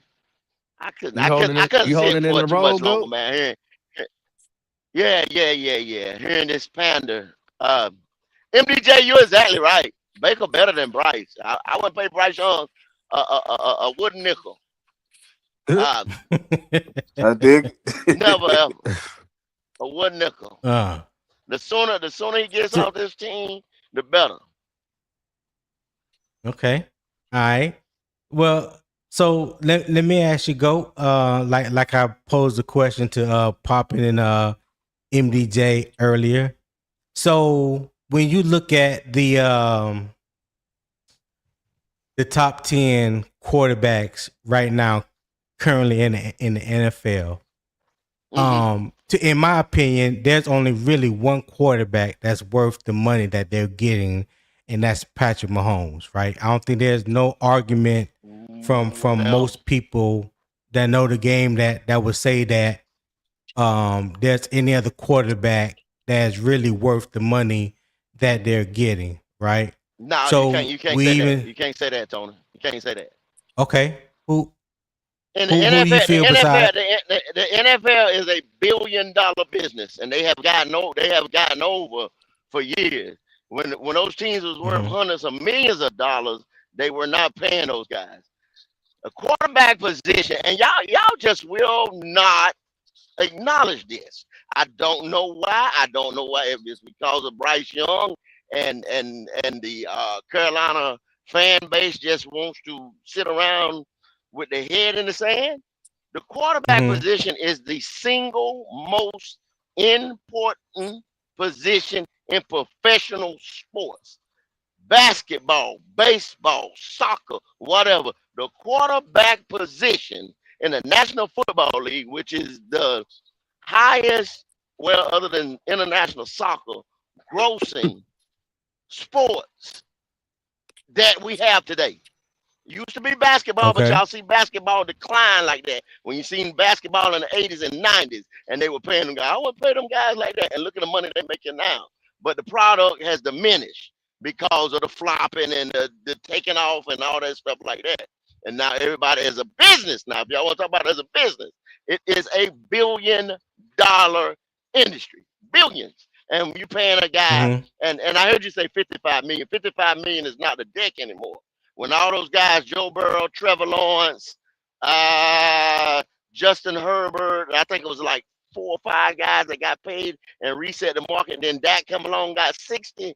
it's going to be anywhere from 58 to 64, 65, depending on what they Okay. probably pay Drake May, Caleb Williams, and Bo Nix.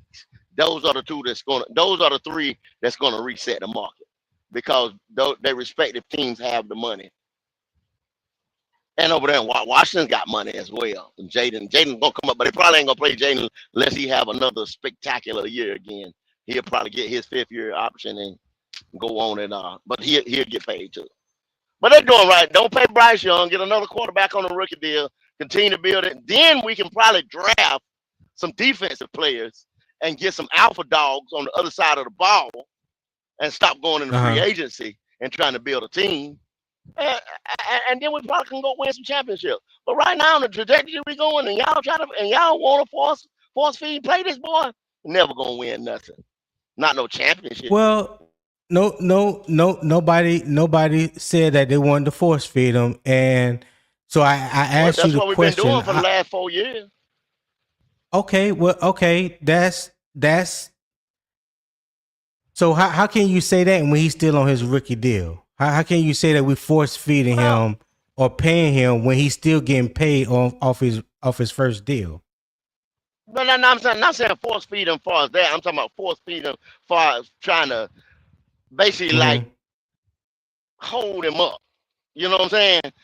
All the stuff that you got to give, like I told y'all on draft night, all the stuff you got to do for him to be decent enough. He'll never carry a team.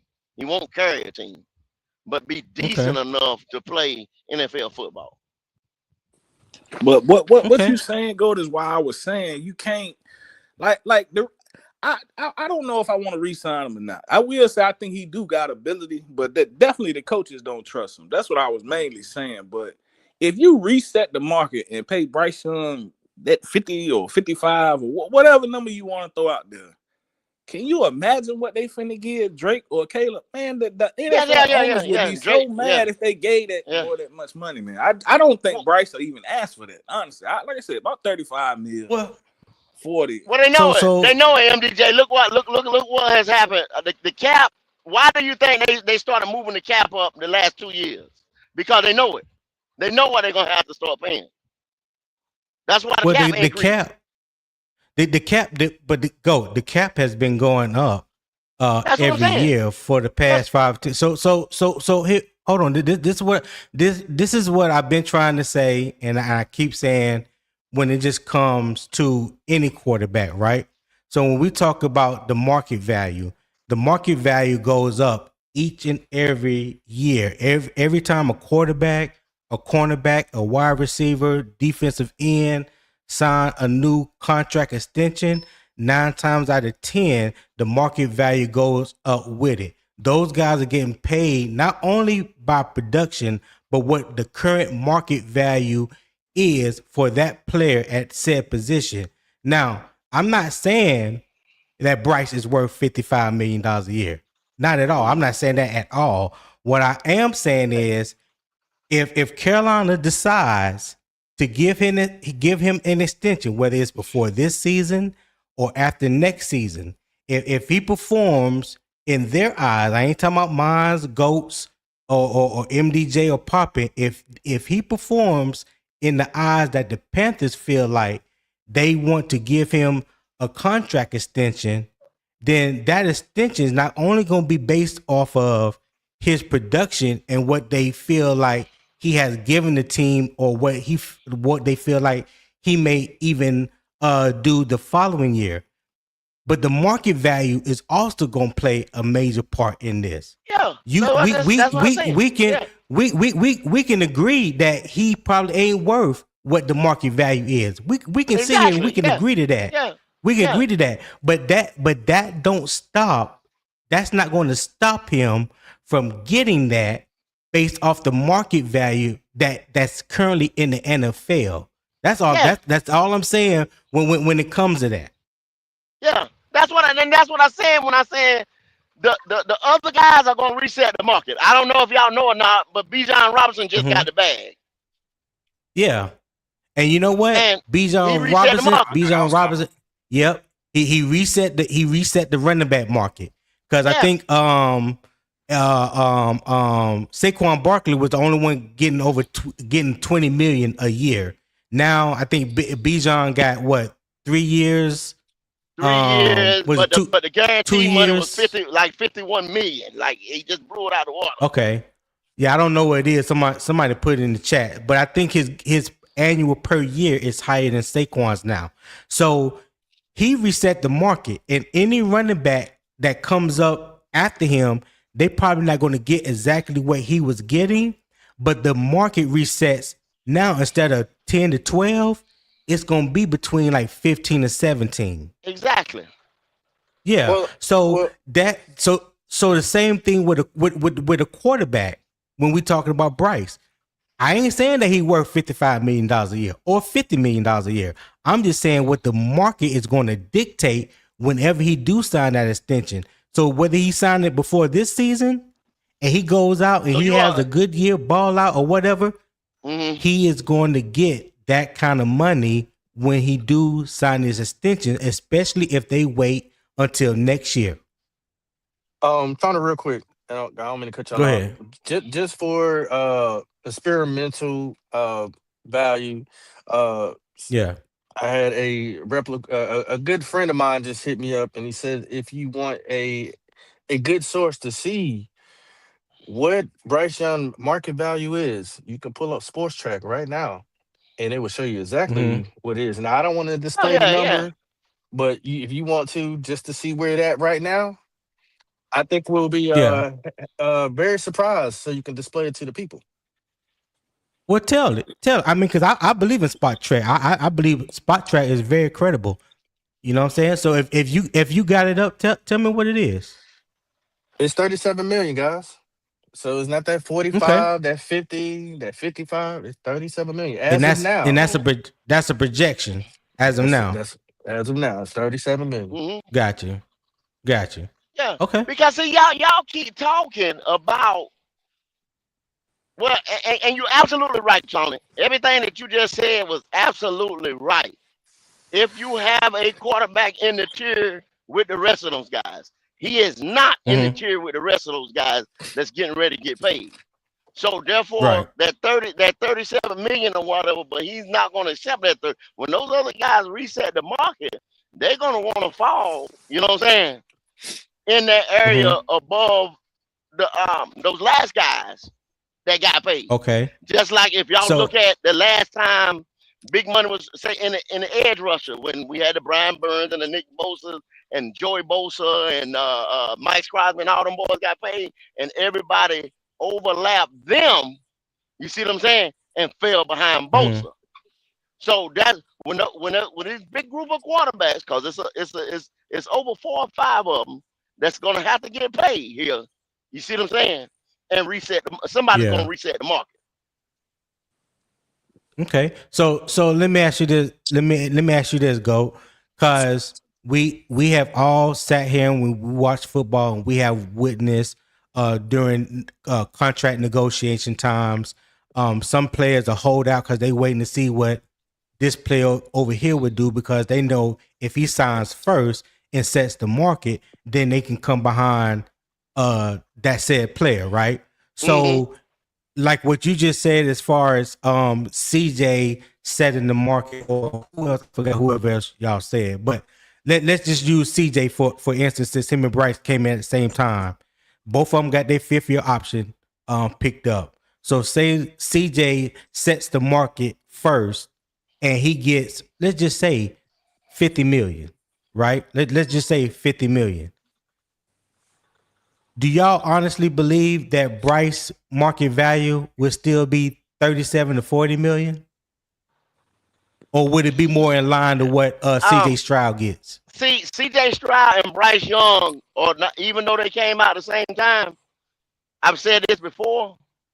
Bryce is not pushing CJ. Bryce is not even in the conversation. CJ has moved over with the next class. Jaden Daniels, Drake May, Caleb Williams, Bo Nix. Bryce is not even with those guys. Bryce, all Bryce can do is hope to wait till them guys set the market. Right. He's not pushing anybody. So, Now, why go you ahead, say? MDJ. I get what y'all saying about the market, right? Don't get me wrong. I 100% understand that, right? So what y'all saying is a team is gonna pay, and I'm gonna apply this to CJ too, and I really like CJ, but I'm gonna be honest. That team is pushed by their defense, they coach. I think you might could get another quarterback, and they still have success. No, But MDJ. anyway, that 50 million. So y'all saying that, like I said, I get it. So y'all saying these teams gonna pay these quarterbacks 50 million just because that's the market. What they doing on the field ain't got nothing to do with it. It's gonna be over 50. For It's gonna be over. It's gonna be over for 50. the Then why mo don't you just get another quarterback then? Because It's gonna be that over point, 50. you should just get another quarterback. MDJ, you're telling me that the Texans can just come in and insert quarterback. They're not San Francisco, bro. They don't have a I'm gonna head be coach. honest Like with you, they got go. a different mind. They got a defensive minded head coach. You know I like CJ a lot, bro. You know that. But yeah, I Mhm. do think they can get another quarterback. Nah, I buddy. do. I really do. Well, the when you put No. their numbers up, and I know I've been on a couple podcasts where they have done this, and they've gotten into heated debates about who is better, this and that. I don't get into that about who is better, but they did put the numbers up side by side from CJ's first 3 years to Bryce's first 3 years. And we all remember when CJ started off red hot. You know what I'm saying? Like we thought he was gonna like build off of that. Well, the numbers suggest if you pull up his numbers beside Bryce the first 3 years, his numbers are descending. And when you look at Bryce numbers, they are ascending. And the question was in on this channel in this debate, do you believe that Bryce is better than CJ? Because, like I said, CJ numbers suggest that he's descending, and Bryce numbers seems to be that he's ascending, right?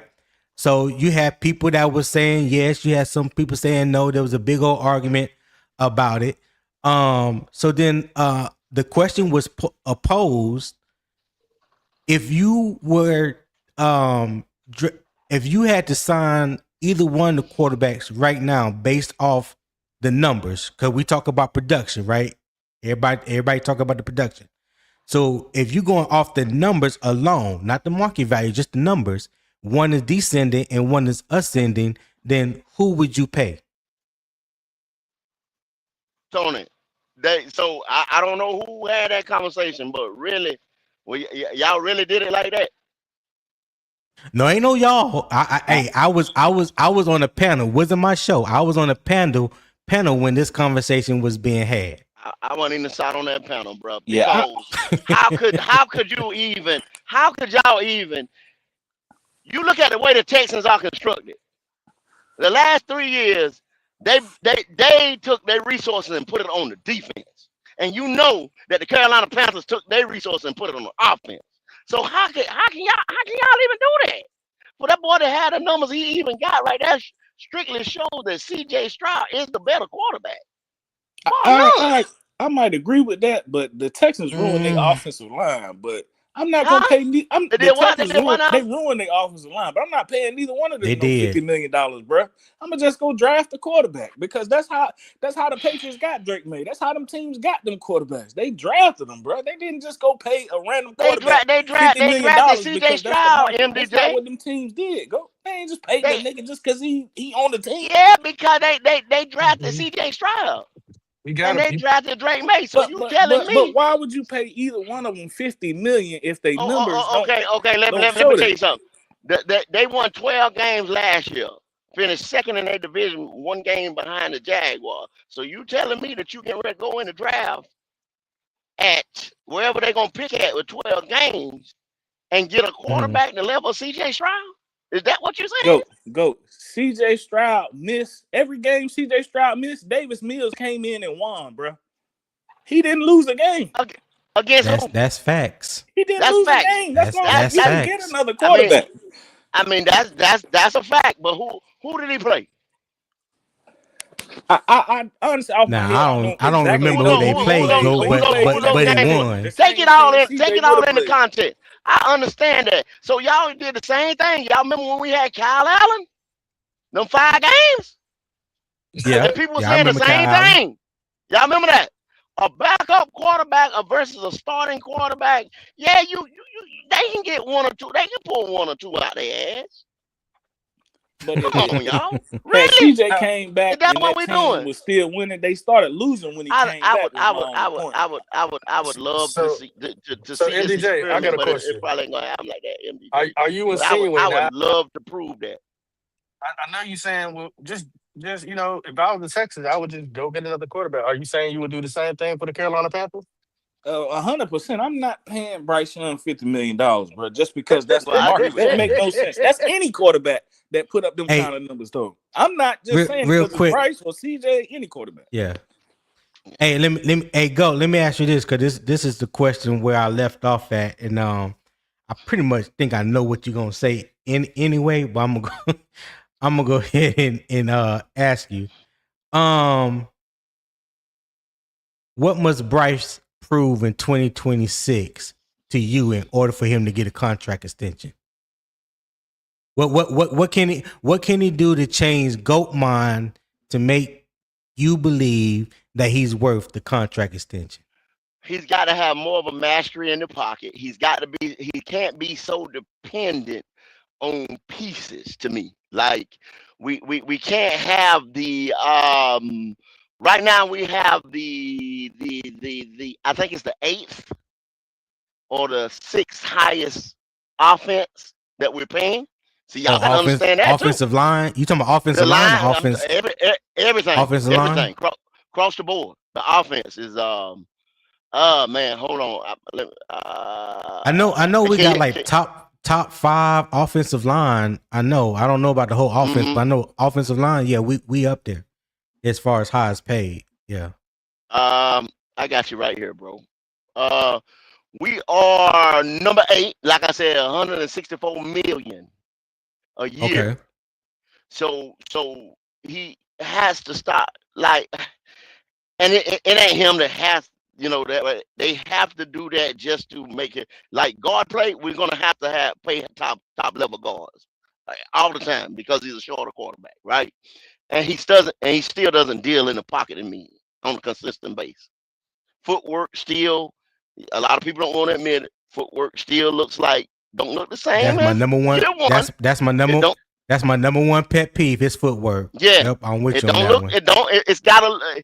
Even I'm gonna say it's got a little bit better, but not. You know what I'm saying? Where the level that people talking about, no. So To me, arm I strength. I haven't really seen no improvement in his footwork, and I've been saying Yeah, that a little bit, consistently Tony, year in and year out.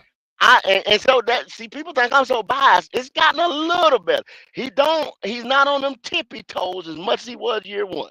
You understand what I'm saying? Throwing the ball. Yeah.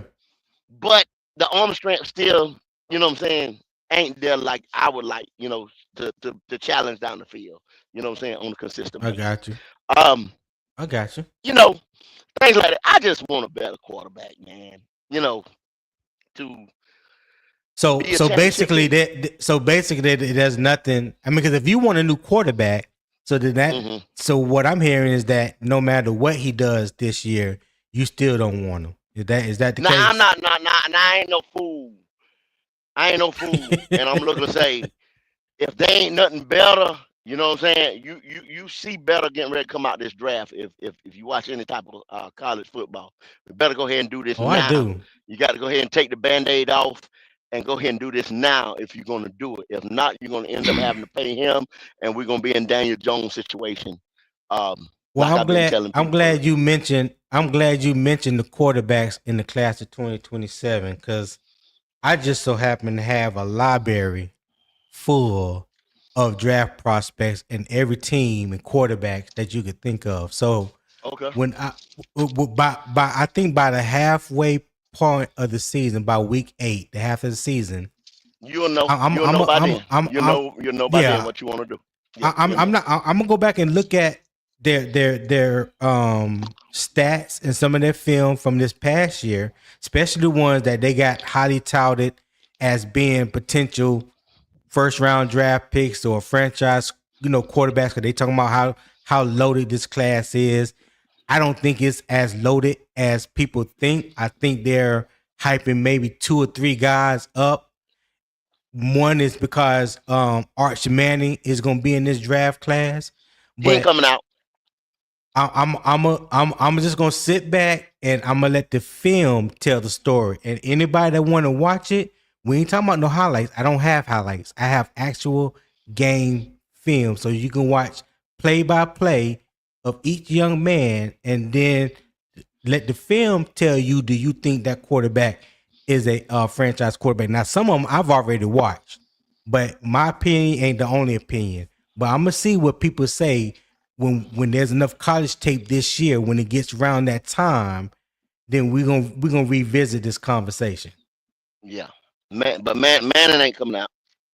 He gonna do all 4 You don't think he years. come He ain't out? coming You out. don't think he'll come out Nah, after this year? nah, he'll do all 4 years.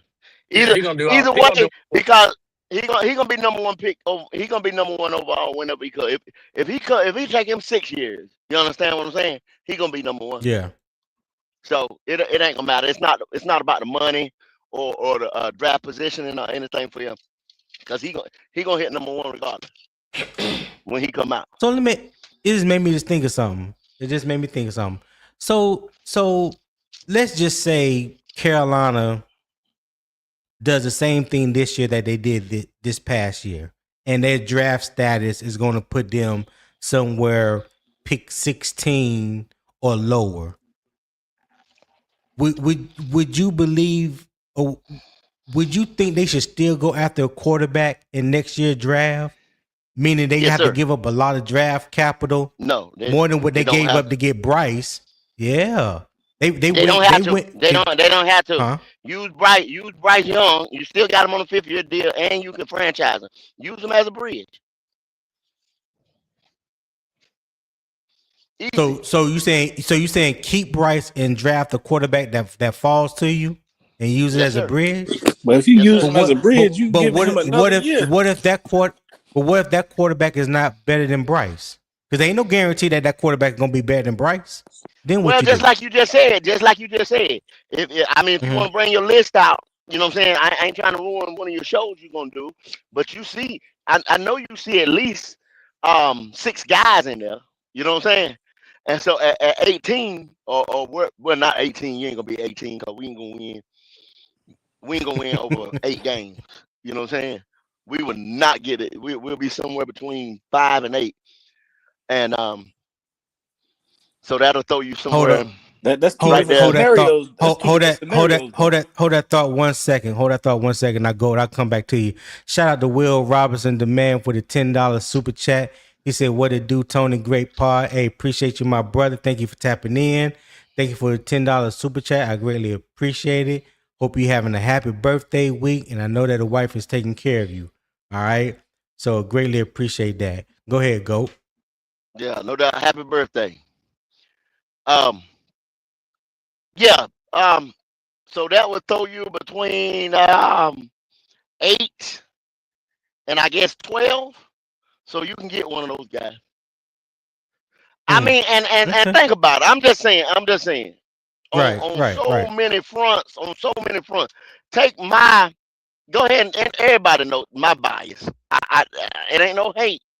I just don't want Bryce. We're not a championship team with Bryce Young. We're not a championship team with Bryce Young. That's all I'm saying. I want to win championships. So therefore, Right.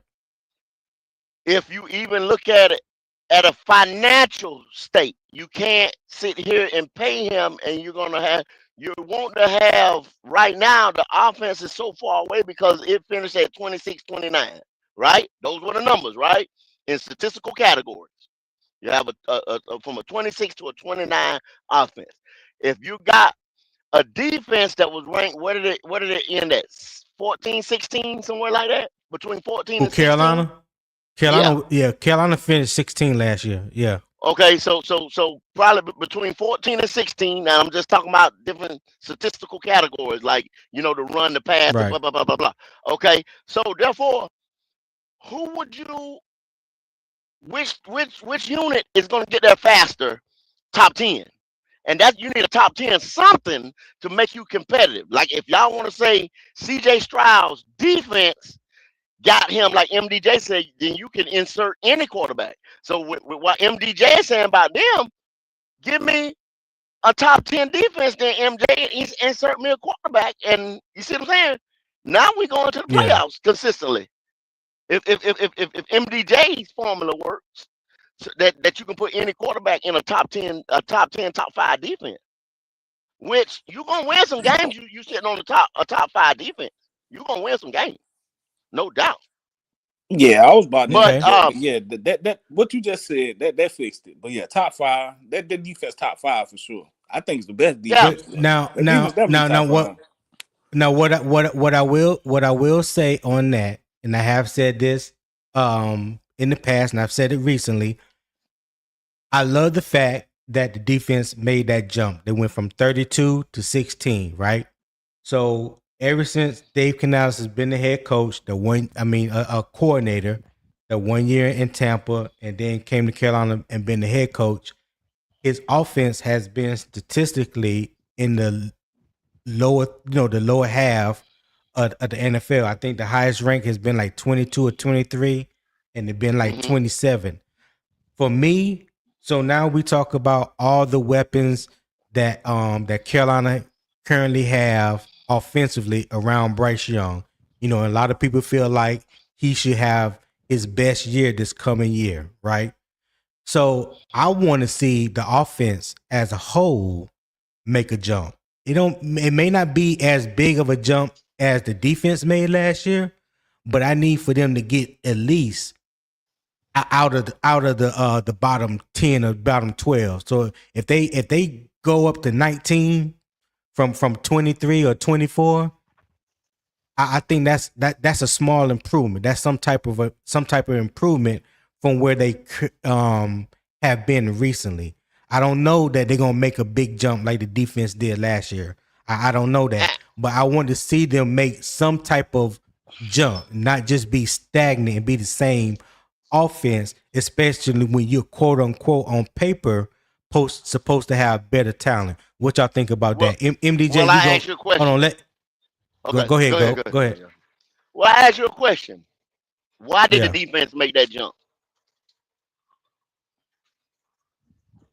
The investment, the better talent, healthier players. Well, when you turn in a number 32, you had your alpha dog. He was at home, which was Derek Brown. So Derek Brown comes back, and you draft Nick Sporton, right?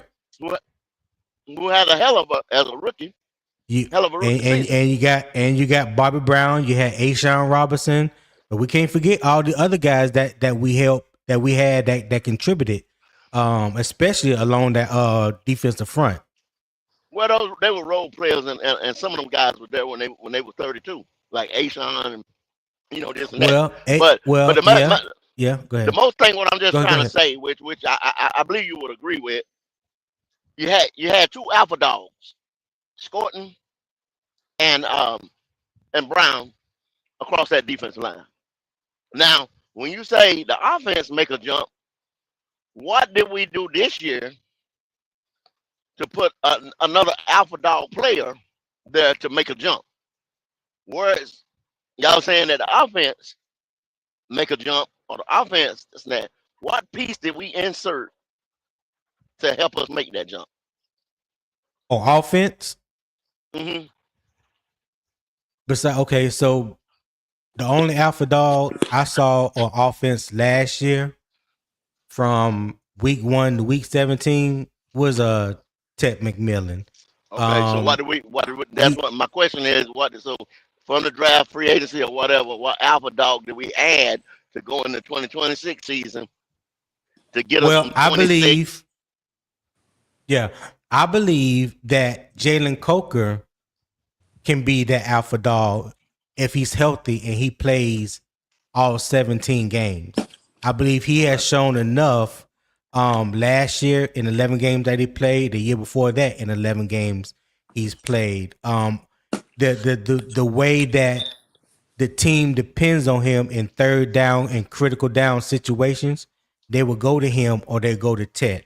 But you want to see that for 17 games instead of 11. So as it sits right now, he looks to be healthy come week 1. So I believe if that stays true and he's on the field week 1, he can help us turn around this 0-2 start that we have had for the past 3 years. Then you look at other guys, a healthy Jonathan Brooks. We don't know what we're going to get from Jonathan Brooks. A lot of people are projecting and hoping that we get the same Jonathan Brooks that he was at Texas. I don't know if he's going to be the same, but I just want to see him healthy so we can get an honest look and can tell and decide for ourselves whether we got the old Jonathan Brooks or it's something different. I just think going into the season, we are healthier along the as an offense than we have been in current season. But the only hindrance to me is the questions at the offensive line. Because you got a new starting left tackle, you got a rookie right tackle, and you got a new starting center. Now Robert Hunt missed some days. He's back. The Saahdiq Charles, who was the backup left guard to Damien Lewis, now he's hurt. So there's some things that got to be built continuity wise, strength wise, to make that offensive line value. And if anybody knows me, I love the trenches. I talk about the offensive line more than anything. It's always built from the inside out.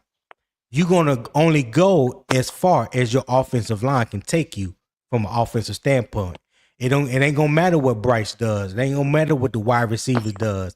It ain't gonna matter what the running backs does. If the offensive line ain't solid, we can forget about it. Now, that's how I stand on it.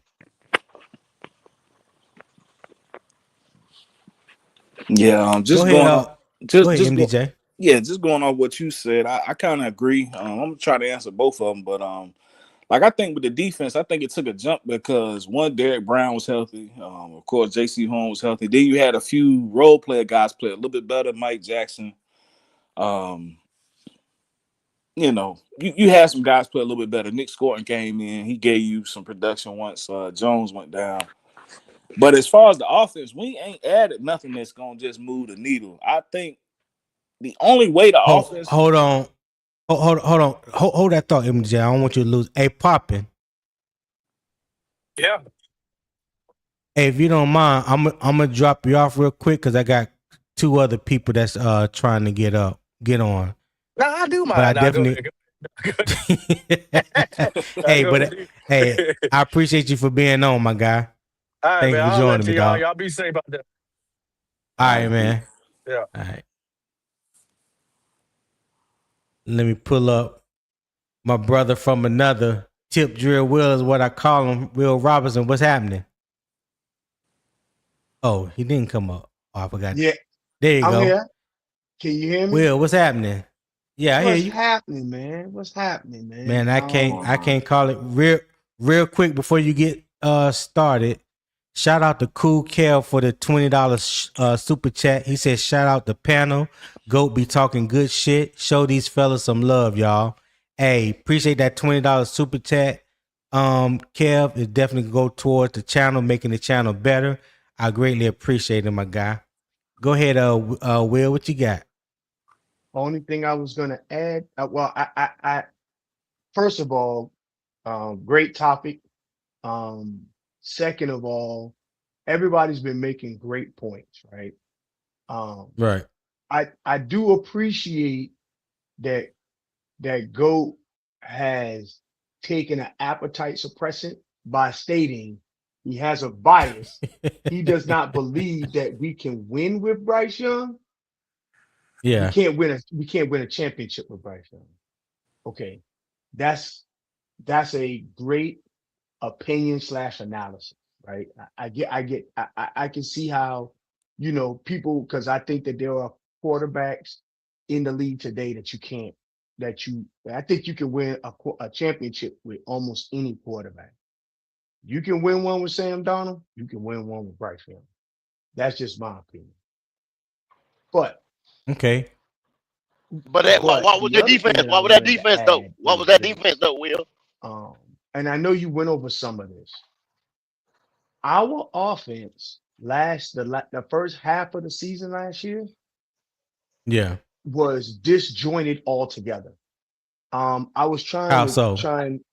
um well, his number one target from the year prior, you trade him 1 week before the season started in Adam Thielen. Oh, okay. Yeah, yeah. Then his second most up and coming target from that season, from the 2025 season, 2024 season, which was Jalen Coker, was out with a hamstring injury. He was out at least 5 weeks. He really didn't get productive to week 8 of the season because he worked his way Mm. back from that injury. That was number 2. XL was in a slump, and you had a rookie X receiver feeling his way out in the NFL. That alone show you that there was some disjointedness. Number two, we all know now that and they pointed this out at with Sharif and TD. TD said um he pressed Chuba Hubbard on how injured his calf muscle was, and it was a lot worse than he let out for it to be. Yeah, I remember I So remember them saying that that. was so he's working with Rico Dowdle. Rico Dowdle worked out, but Rico Dowdle was never was never the guy. Then you turn around and you talked about all of the problems on the offensive line, but you gotta take all of that into an account when you say what makes the offense better this season.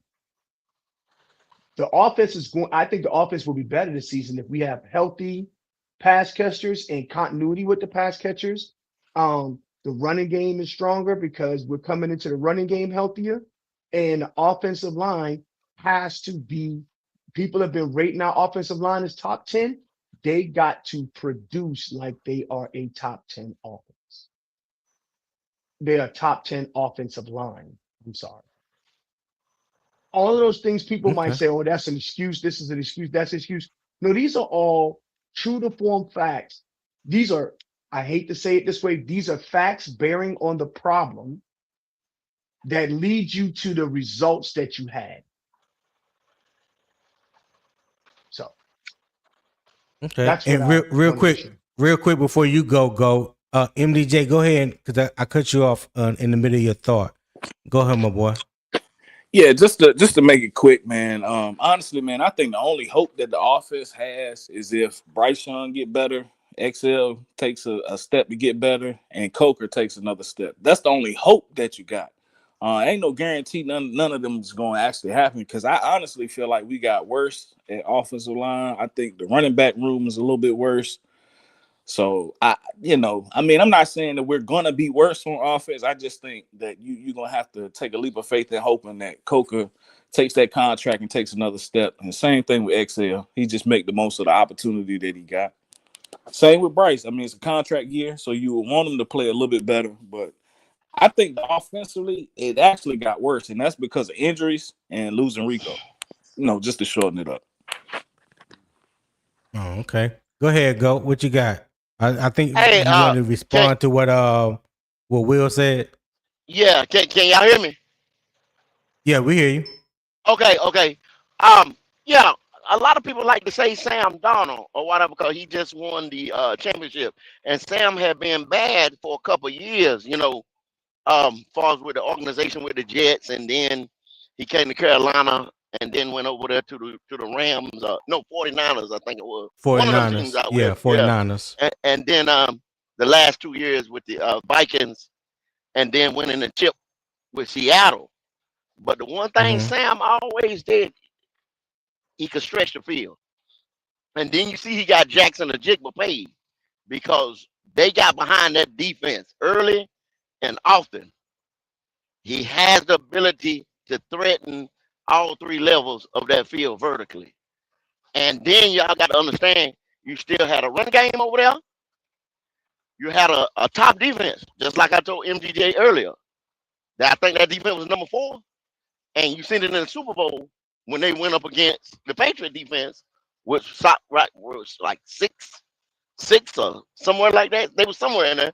They were top 10 as well. But early and often, they threatened the field vertically.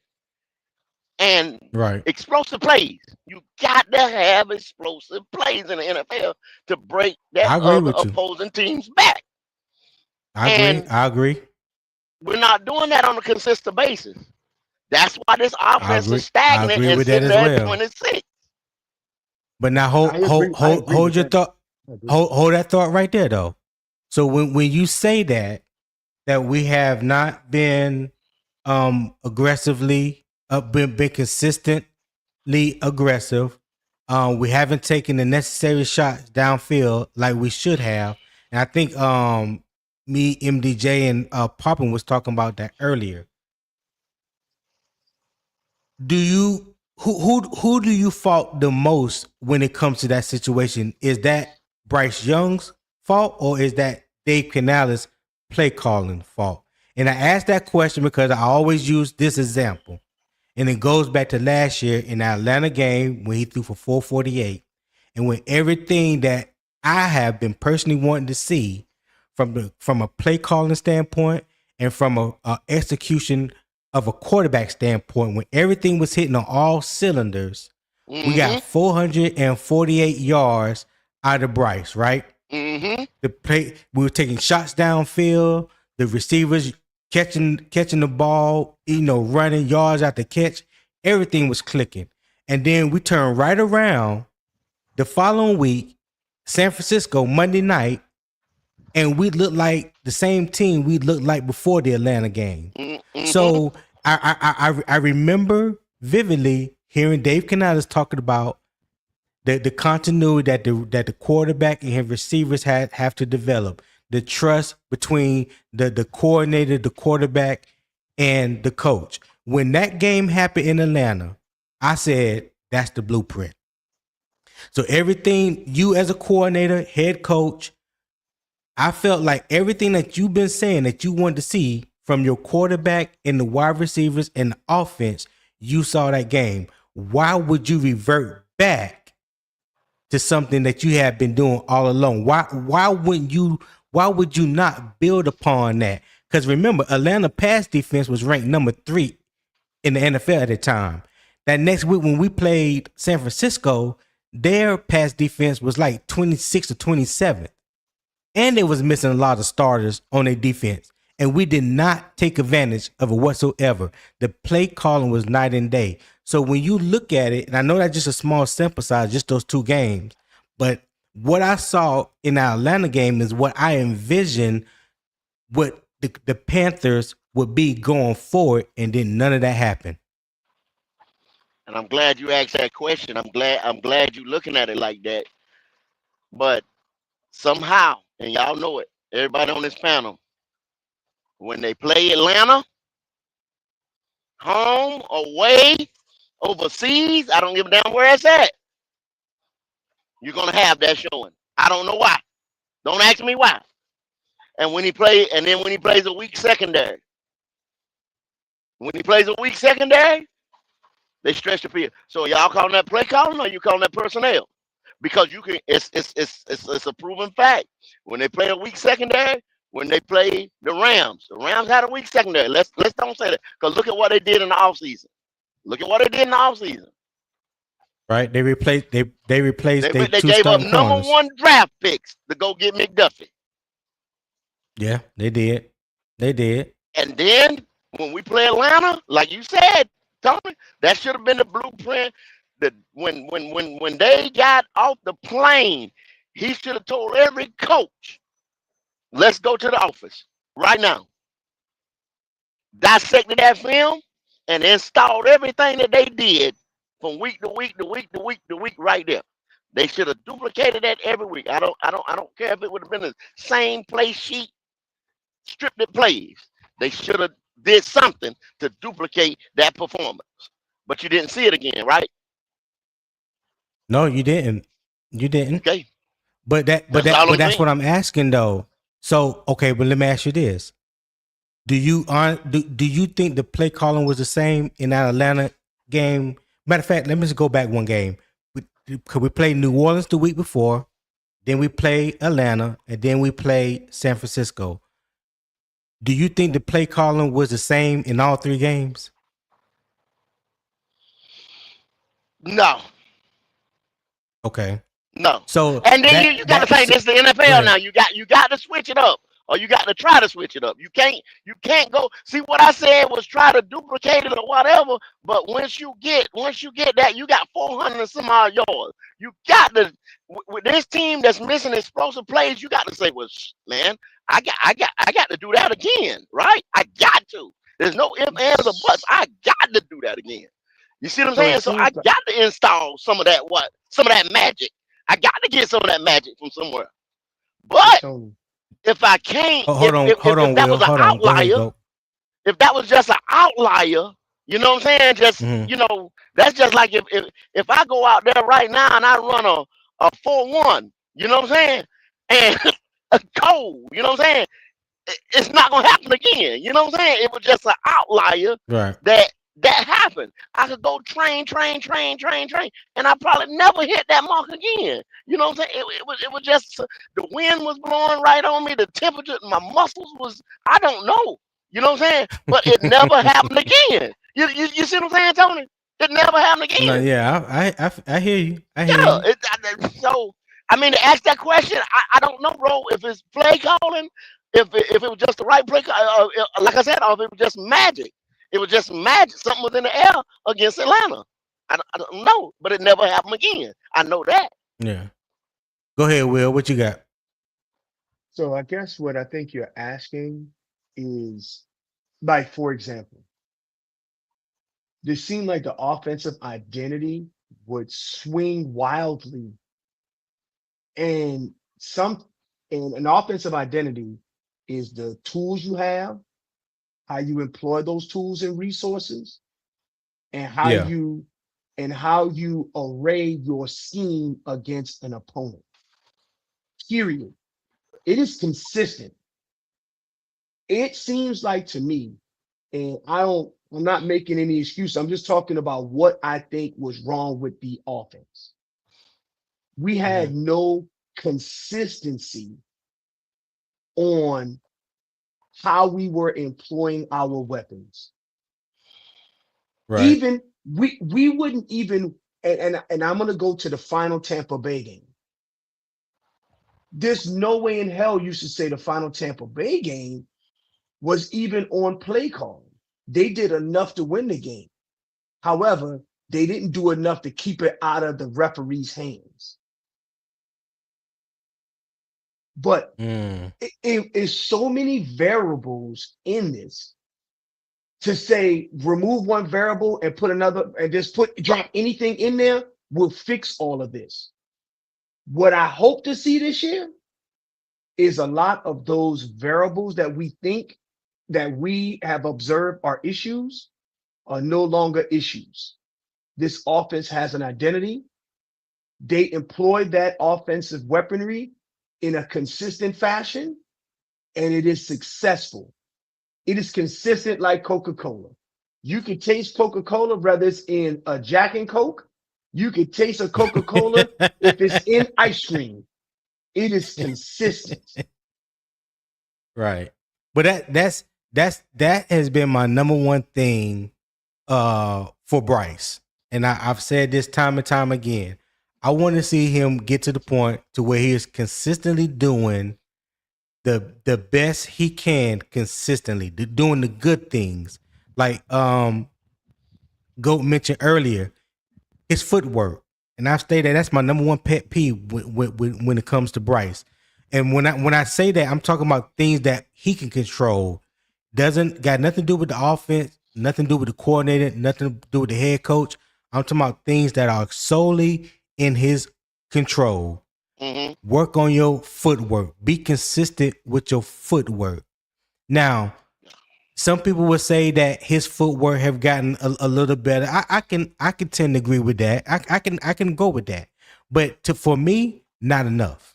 Not enough, especially playing the quarterback position.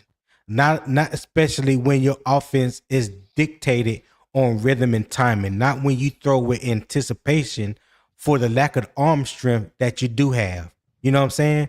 Your footwork is married to everything else that goes along with you as a quarterback.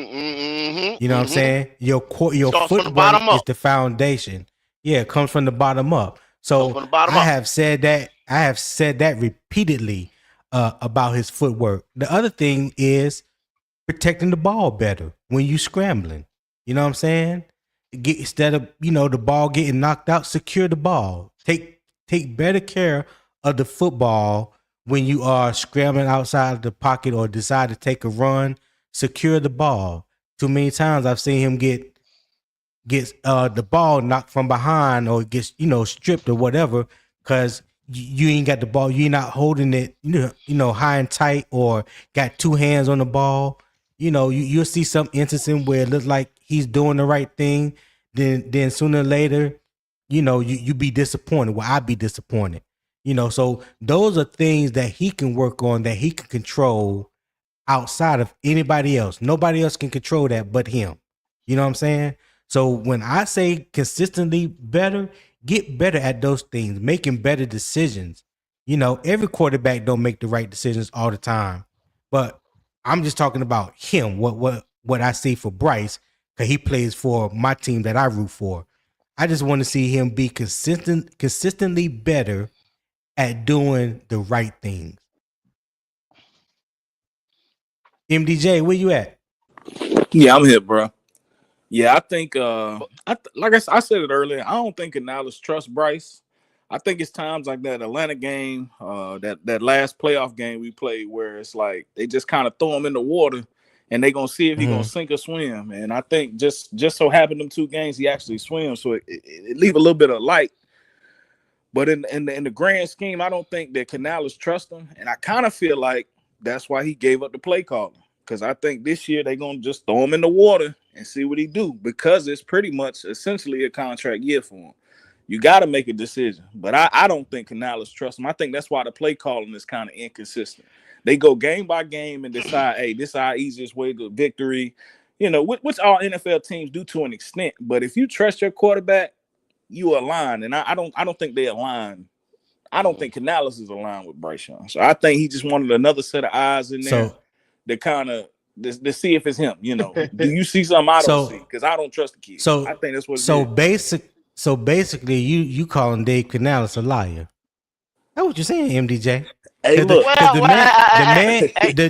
the man has come out publicly stated on numerous times how much he trusts Bryce, how much he believes in Bryce. He says Bryce is getting better.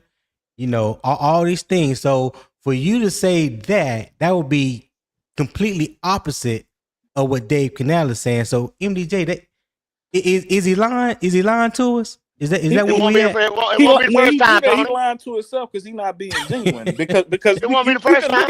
You can look at the game and see different, bro. You even said it earlier. Yeah. Look from Atlanta to San Francisco, 2 different games, and that's play calling. Yeah, not what happened in the game, just the play call. So if that's calling him a liar, I'm calling him a liar, bro. He lying. Yeah, well, can I also say go ahead, this, Will. Tony? Go ahead, Will. Yeah, go ahead. So when Dave Canales didn't trust Bryce, he stated that. He did. I was waiting if somebody remember. Go ahead. When he didn't trust Bryce, he stated that. Now that he's saying he trusts Bryce, you can't say that he's lying. There are. I mean, we sat here and laid out in the last 20 minutes a whole lot of variables that fed into offensive decisions. Now, I'm not saying that it's Dave Canales' fault. I'm saying it is a bevy of things that caused the results to happen. When he didn't trust Bryce, he said, we're taking this week to week, or he's not starting. He said all of the things that made people who were not thinking Bryce was the guy very happy. Now that he's on the other side of the coin, you can't say that he don't trust the man.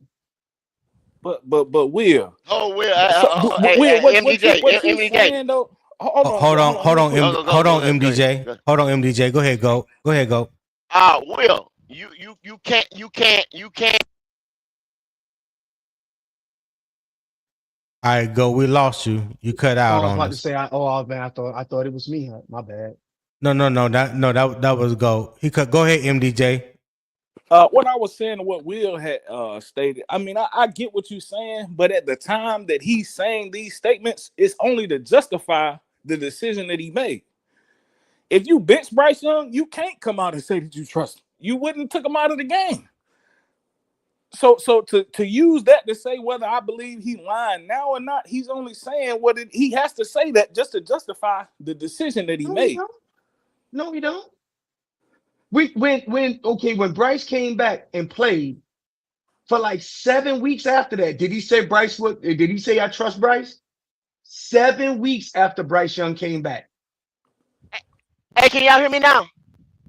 Yes. Yeah, hold on. Okay, yeah, we can hear you now, go. Okay, but hold on. Go ahead. Yeah, go ahead, Will. So I guess what I'm saying is it's not just about the benching of Bryce Young. It was when Bryce Young came back, Ishina and Vashti would ask him every week, is Bryce the starting quarterback going forward? And he said, we are evaluating and we are taking this week to week. When he got to the point where he felt Bryce Young was the starting QB, he stated that Bryce developed over time. And for whatever reason, you fast forward to today, Dave Canales says he trusts the quarterback. This is his quarterback. So what I'm trying to say is, the man, if he don't trust him, he'll say he don't trust him. If he says he trusts him, he's gonna say he trusts him. No. It's an on or off switch. Both times. No, it's not to justify anything, because he has made an executive decision to bench Bryce Young. If Bryce Young wasn't the answer, Bryce Young would not be starting right now. No. It's deeper than rap on that. It's deeper than rap on that. It's business. But think about just think about what he said for a second, Goat and MDJ. I mean, if he was all in on pleasing Bryce and doing whatever for Bryce and not standing 10 toes down and wanting to see his quarterback get better, it's not like Carolina at that time had a better option than Bryce at quarterback. You know what I'm saying? There you go. So, exactly.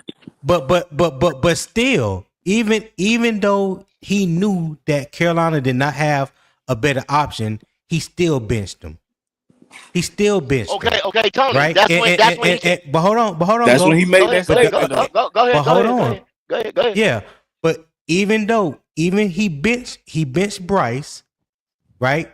And the only reason, because I listen, me and CJ both were saying after those first two games, and we was like, dog, he looked like he shell shocked. He looked like a shell of himself. I hope he don't hit the field the rest of this season. That's me and CJ both said that on his live. I said we both said we hope he don't play no more this season. I said whatever it is that he need to go through, let him go through it. Put Andy Dalton in there. Then Andy Dalton goes in there, play his 2-3 games, got hurt in the car accident, and whatever happened between the time he got benched and the time he came back, I don't know what the conversation was like. I don't know if he had an epiphany or whatever the case may be. But he was a different quarterback when he came back after he got benched. Now, some people still feel like, nah, he ain't nothing changed. Well, I just saw just from a maturity standpoint, from a confidence standpoint, he looked much different than he did those first 2 games of the season or even his rookie year. That was my evaluation on him. But I said all that to say, again, Dave Canales didn't have no other better choice at quarterback, and he still benched his number one quarterback because he knew and felt like he was not right in the head. Go ahead, go. When Dave came through the door, got the job, like y'all said, he benched him week 2. Mm-hmm. Well, not like y'all said. That's what happened. He benched him week 2. That was that. Right. That was Dave's opportunity to move on. But certain situations happen. Like you said, Andy Dalton car wreck, defensive players got hurt. We couldn't win a game. We won 1 game during that stint, and it was just like, well, because MDJ used to say it all the time on our show. What Yeah. basically like what we're gonna do now? Andy's not the guy going forward. I don't think they had a bridge quarterback plan in place. You see what I'm saying? So that's where when I say the biz, talking about the business, they didn't have. It was like deers in headlights. They didn't have a contingency plan in place. To me, now when I say that Okay. I can back that up because I listen to people like Adam Gold and other people like that in the press, and they say that they got phone calls. Now, this guy wouldn't say this on his national televised show, that he got phone calls from people in the inner circle that said this and said that they're thinking about moving on, yada, yada, yada. He said it just the other day, last week, that Hey, there's Mhm. because of the Adam inconsistent Gold play. does not Hold on, care hold for on, Bryce hold on, Young. Will. Hold on, Will. I Hold know, on, Will. Go I ahead, know go. that and Will. There's no everybody doesn't, and y'all got to stop jumping on the people that don't care for the kid. They don't. It ain't like they don't care for the kid. Like I just don't like. I don't like the way his teeth look, or I don't like. They're solely talking about his quarterback play on the field. They're not talking about him as a person. What does everybody say? People, he's a nice guy. He's a nice kid. I have him as my neighbor or whatever. That means I like. I just don't want you on the field as my quarterback. Y'all can't. Y'all got to stop stabbing people because they don't want him on the field as their quarterback. Hey, go. Am I wrong in saying that before the draft, they asked Dan Morgan and Dave, was any position off the table as far as drafting, And they including said no, quarterback? Including quarterback. And he said no. Was he a liar then? no. Was he You lying then? you don't. Anybody in the top 5, top 10, they're not gonna say that. Can I say this? Do you honestly believe that JC Horn is in threat to lose his job? No, not at all. No. Hold on. It is a very broad stroking assessment when a GM says nothing is off the table. I will tell you right now, anybody with common sense would say no position is off the table. No position is off the table. Do you honestly think Derek Brown is in jeopardy of losing his job? Not at all. Not at all. But he said that. Now, I am not saying But why Derek did he Brown say and that, Jacob, Will? hold on, because the question was asked, the question was asked, is anything off the table? If you are a smart businessman going against 32 other smart business people, you don't take any option off the table. hmm But this right here, Will, You what don't would it do that. take? What would it take to move J.C. Horn or Derek Brown? A king's ransom. No, what you're missing what I am saying. He said going into the draft, is anything off the table? He just said nothing is off the table.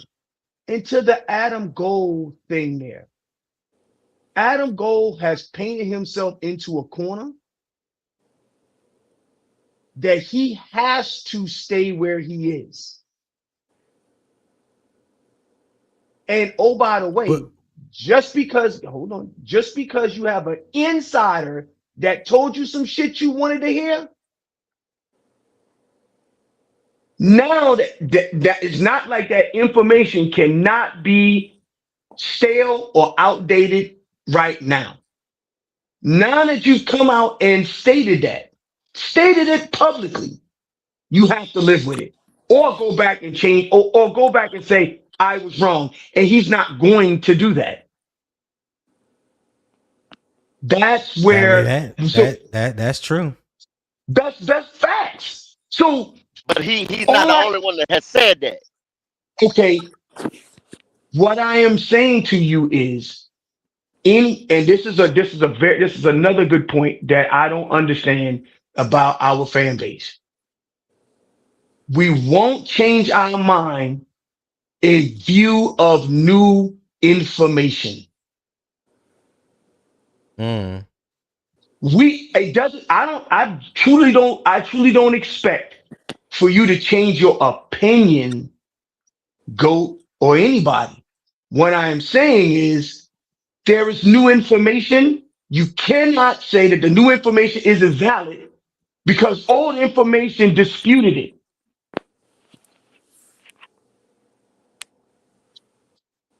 I get no, I Those are get you. facts bearing on the problem. Those are facts bearing on the problem. I just think, man, sometimes we just ignore, Jesus. like Pop gave you that sports tracker of his value earlier, right? Tony Mm-hmm. said he respect that platform, Sports Track, and even though I they do. told you I do. it was 37 million, now I'm not saying that right and you wrong, but you disagreed with it, right? Just like when they rank quarterbacks every year, they tell you what they think of Bryce, and you disagree with Mm-hmm. it.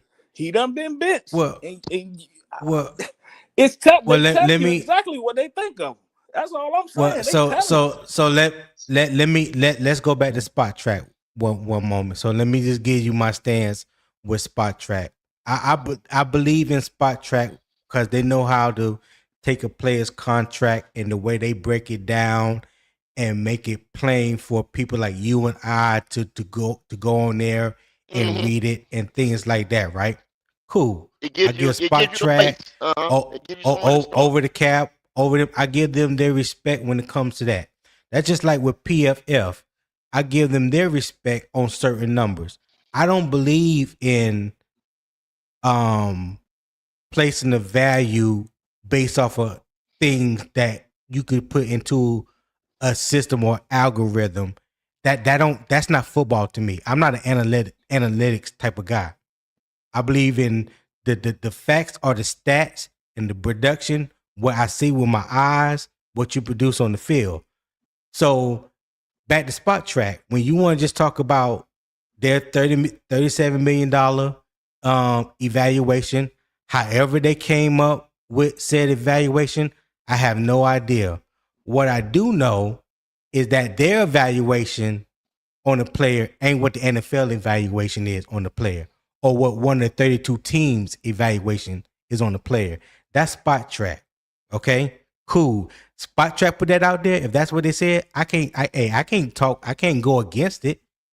I can't go against it. If that's what they say, if that's what they believe, that's what they believe. But they're not one of the 32 NFL teams. And they're not dictating what the market is for these quarterbacks in the National Football League. That's all I'm saying when it comes to that.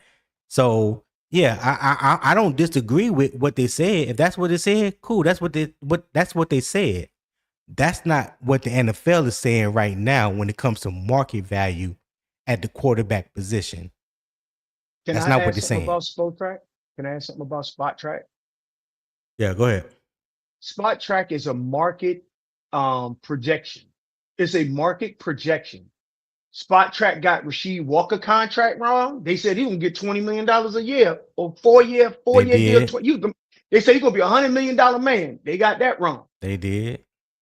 They also had Jalen Phillips getting $17 to $24 million a year. Had that wrong. They had They had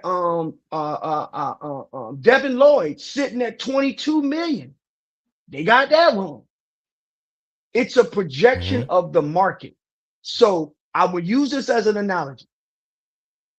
People can tell you right now, I believe that this stock is going to do this over the next 3 months. They are looking at past performance, market infusion, all the things that lead to what they believe is the projection of this. That don't mean that that's what that's going to sell for. Facts. So Spot Track does a good job of doing market projection and analysis, but that does not mean that all the other 32 NFL teams believe that this guy is that price. Facts. You are exactly right.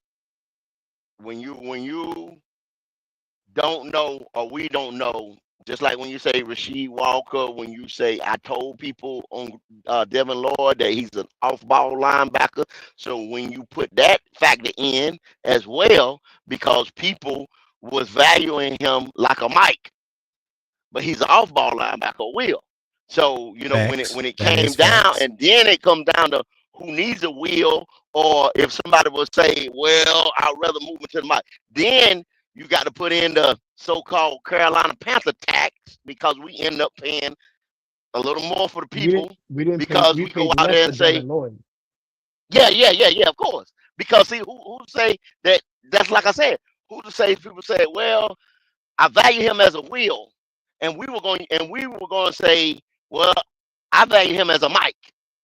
So that's behind closed doors. So that's what makes it go. But I agree with y'all. Tracker gives us a starting point, basically, or gives the league a starting point, or gives the world or the fans, or whoever is looking at it or valuing it, that app or that platform, Right. when they get ready to look Right. at it, and just gives you a starting point. Because you got to Right. you got to say somewhere like, this is valued at that. That's even when you go to the barter system. You know what I'm saying? Back in the days when they first turned the lights on around here, it's got to be valued at something. The So what? somebody turn the lights on. Let there be light.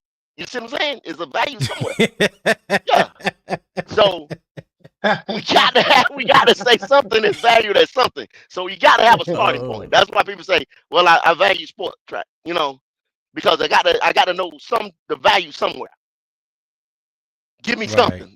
Are you sitting there all the time? Well, what you want for it? What you want for it? What you want for it? Come on, man. That's your shit. What you want for it? What you want for it? You sitting there all day. Hey, we got an analytics guy. We have an analytics guy within the whole analytics team that are running big data algorithms against this stuff.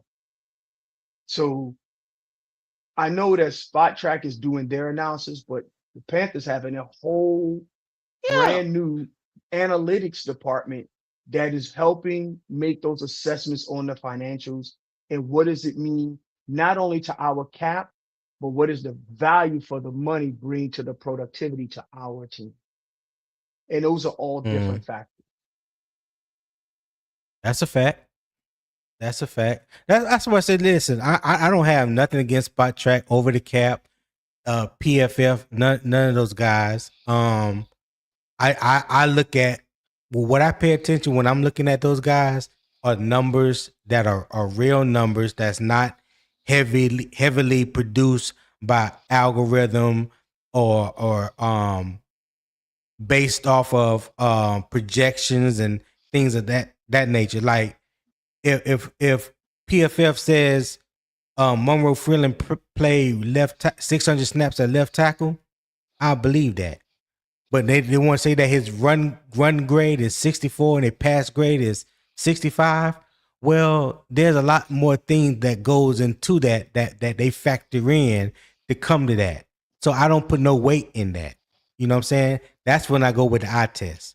Let me it's still a start though. Yeah, but it's still a start. No, it's a start. It's a start, but you have a lot of people that put their faith in that.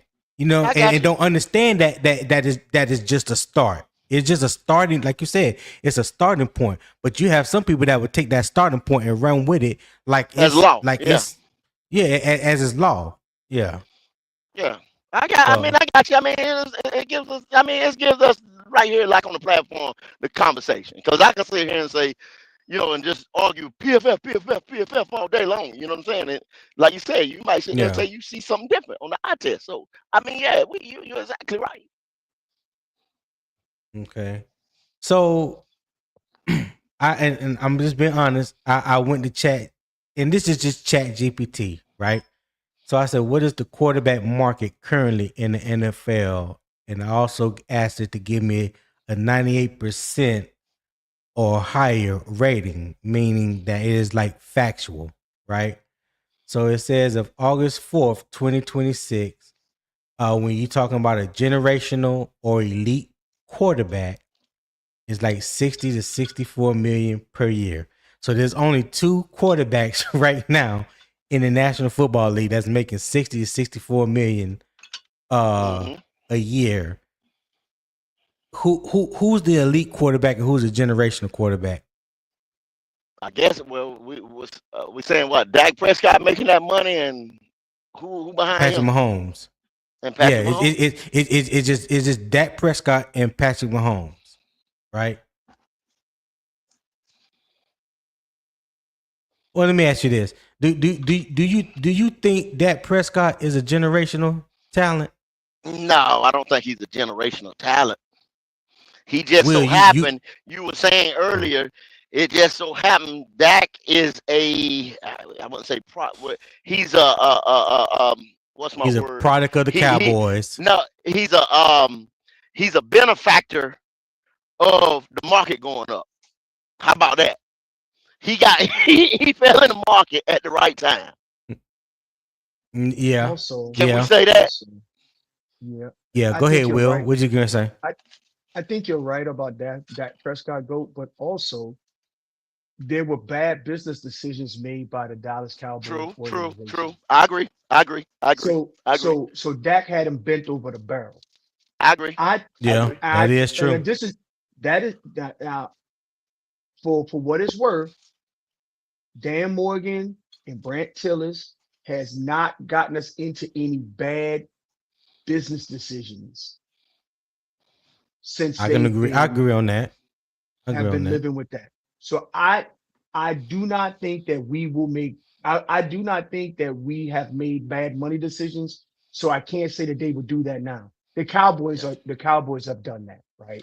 So with what you saying right there, Will, not to cut you off, but what you saying right there. Let's go back to sport track, right? Let's go back to sport track. And what did Pop say earlier? 30 some odd mil, right? Now you just said you believe in Dan and Brent, right? So Bryce Young's representation come up there and say, y'all gonna pay me this. Try to bend us over, just like that people did. Try to put us up against the wall. Try to make us do something. Do you think they gonna bully them guys? Since you said they haven't put us in a bad position? Of course they won't bully those guys. So the art of negotiation is I come to the table with my points and I know what your points are, and I'm going to have my counterpoints to your point of how my justification of why I want this versus why I want that. What I am saying to you is Brandt Tilis has not given Bryce Young's camp things that would cause them to have this conversation. And can I pivot to the NFC South and can I pivot to the NFC South Tampa Bay Buccaneers for just a second? Why do you think that Baker Mayfield is so bullish on himself? Want me to tell you why? Go. 2 things. Go ahead. Two things. Next year, he is a $30 million dead cap hit on the Bucks books right now in 2027. I didn't know that. Now, if the Bucks say, "Oh, well, I'll just franchise tag you," then they would owe him $80 million on the cap. That is untenable for them. Oh wow! So I didn't know that. Was like, He was like, yesterday price ain't today's price. And by the way, even if they send him into the market, you got the Jets that will pay him. You got the damn Steelers Yeah. that'll pay him, right? Mm-hmm. Yeah. You got Arizona that'll pay him. Yeah. You got Yeah. teams that would pay him. So they have placed themselves in a bad business decision. We are not in a bad business decision. We are in the fact that we're negotiating what we believe your skill sets project onto our roster, what we want to do with our roster, and we think that the most we can give you is X because we want to do Y and Z. And if we do Y and Z, that allows you to be the quarterback that we think to maximize who we think our total roster can be. But everybody ain't falling for that because they say No, it's one not thing. about falling. It's not about They falling. say one thing, and you done seen this now. They say one. Did GOAT break up? Go. You still there? He probably did Oh, dang. because he Hold probably. on, I went to another screen. My bad. Oh, But okay. y'all know that they say, and Baker done been around the block. He knows they say one thing and they do another thing. This right here, I guarantee y'all, I will bet the last dollar I'll put the farm on it. That Don't do that. if they wait, I'm telling you, Tony, I know this shit. If they wait, if Baker waits, and they know this, why you think he's so adamant? He knows if he waits to the season and there's injuries like they was last year and this and this and that, and they end up not making the playoffs, everybody over there is on the hot seat. Todd Bowles, Baker, Vita Veda won't out. Why you think Vita won't out? Why you think Mike wanted out of there? They know that they're getting ready to dismantle that team and start building from the draft.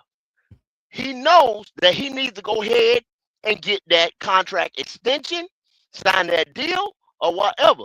Because if he lets them, if they finagle him on a handshake or a wink type deal without nothing in writing, that they will go in the draft and sign another quarterback. He knows that on a rookie deal. That's why that's why he is up in arms about getting this deal done. He don't want to sit out this, that, the third, but he wants another deal before you get into this year and they start to see stuff and start unraveling, and then before the trade deadline and all that stuff, they go ahead and make a hard decision. He wants to lock them in. Got you. Yep. Will, you got anything else, Will? Go ahead. No, I think we beat this horse. But you know, I'm glad that this is a very nuanced conversation around should we pay this guy? Should we not pay this guy? What is the market? Right. What is not the market? I will tell you right now, Vita Vea said he want to trade because he want a contract. Yeah. Because Vita Vea is making $17 million. That is highway robbery. He should not pay for he should not play for $17 million. And the Tampa Bay Buccaneers ownership group is notoriously known for being cheap. Mm-hmm. But they got him. They got him all that year when Tom Brady was there. You see what I'm saying? Go back 3 years ago, and all of them came back, including Vita Vea when they had Shaq Barrett and all them boys before his back got hurt. All them boys came back to run it back with Tom. That's when they locked them in. Y'all remember that?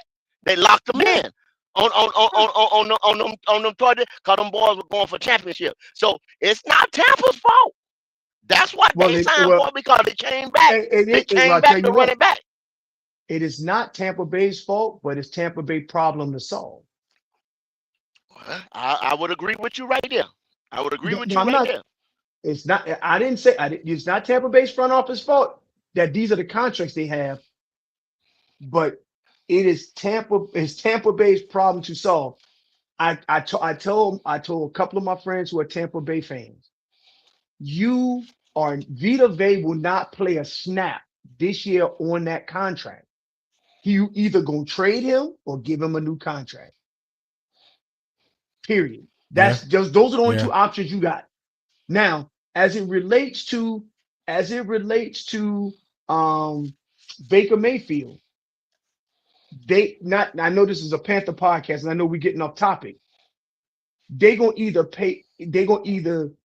Hopefully they capitulate to Baker Mayfield's price point that he asked for before the season started, or they wait till the end of next year and then they have to compete for his services with everyone else. And then that's what I'm saying. It'll be cheaper for them to go in the draft. And that's what him and his representation knows. And oh, by the way, if he go into the draft is a scratch-off ticket. So I just want to make sure that it's a scratch-off ticket. And the reason why I didn't say it's a lottery ticket, it's a scratch-off ticket, because you know, like when you see the scratch-off ticket, they'd be like, "Hey, you buy this, you might win $500,000, dog. If you get the right scratch-off." It's a fucking scratch-off, a lottery ticket. It is a fucking scratch-off. So let me ask you something, Will. Would you rather take that chance with that scratch-off ticket in the South, with it being what it is today, with the weather of the South right now, to go ahead and try to rebuild in 3 years, or be in the North or the East or the West trying to rebuild while them rest of them boys is sitting there winning double-digit games? Well, of course, it's easier to rebuild in the South, but that don't mean you should. That's no reason to do it. I disagree, man. With the money situation, I get it. And then you can rebuild the defense and all that stuff while you're doing that, right? You just gonna come out with a stronger foundation. So you project, and you may be right. And just like I don't know, Tony. I don't know if you saw that analysis, that video I sent you on cap analysis. That guy who did that video on cap analysis? No. Okay. I don't think so. Well, this is to go. This is helping to make your point and to kind of bolster my point. When you look at the NFL's salary cap projection from 2027 to 2030, they're thinking that they're going to grow by at least $90 to $120 million in salary cap projection because of the TV rights deals that's getting ready to come up. It has nothing to do with the growth curve. Now, with that being said, a lot of teams are backloading their contracts and putting all those void years into those years. Philadelphia is doing that. Philadelphia got like over $300 million in voided contracts in 28 and 29 and 30. What I'm saying to you is, if you have, and I'm going to pick a quarterback that I mentioned before. If you have a quarterback that will help you win consistently, do you build everything else around him, or do you take a scratch-off ticket and then everybody else starts to leave and then you rebuild from there? Well, I'm not dodging your question at all, but I can't answer. I can answer yay, nay. You know what I'm saying? And get in the box, because you got to factor in. I want nuance. I want nuance. You got to factor in. I don't want yes or no. You got to factor in Baker's age. You want that young guy. You want that whole team to grow together, and the whole thing. The coach, Bowles is out of there. So you got to look at their whole picture. You got to look at their whole framework. They getting Todd Bowles is in that Steve Wilkes. He's gonna have to do something, win the Super Bowl. go to the NFC Championship. He's gonna have to do something spectacular not to be out of Tampa. So when you look at that whole framework right there, coaching staff gone, this, that, you go ahead and blow it up. Hey, What What welcome, exactly are the Pewter. Bucks blowing up? Hold on, Pewter. Hold on. Hey, appreciate you for joining the panel. Go ahead, Will. Get off what you was getting ready to say, and then Pewter, you can go out the Will. Go ahead, okay, Will. cool. So what I'm saying to you is it doesn't make sense to me. It would not make sense to me to blow up any organization if you do not have to. Tampa Bay has a great defense that they got on the books. They got great offensive weapons right now. You don't need a lot of your core players to lose faith in what is happening in Tampa. Of course, I would want them to blow it up and start all over again. I'm a Carolina fan. I'm just talking about from the simple fact of I'm going to flip it back to the Panthers real quick. As a Panther fan, if you do not want the likes of J.C. Horn or Mike Jack or Derek Brown or Nick Scorton and all those guys, Teteroy McMillan, all those guys to lose faith in the projection of where the team is going. You don't want any of that. What you want is the ability to build and win. If the front office do not believe in Bryce Young, the locker room doesn't either. So moving on from Bryce Young would not be a hard sell to the locker room. But something tells me that the locker room like that guy and the front office like that. Well, the front office says it publicly and the locker room says it publicly. So it would be a hard sell for Carolina to just say, I'm going to get rid of you. That's going to be hard to do. I'm just being honest here on that assessment. And So, thanks, Tony, for letting me join. I'm sorry. Let me ask you one thing. Let me ask you one more thing, though, Tony. Let me ask you one more thing. If Go what was ahead. that boy? What was that boy that went number one this year? What's his name? Start with an M. Number one quarterback.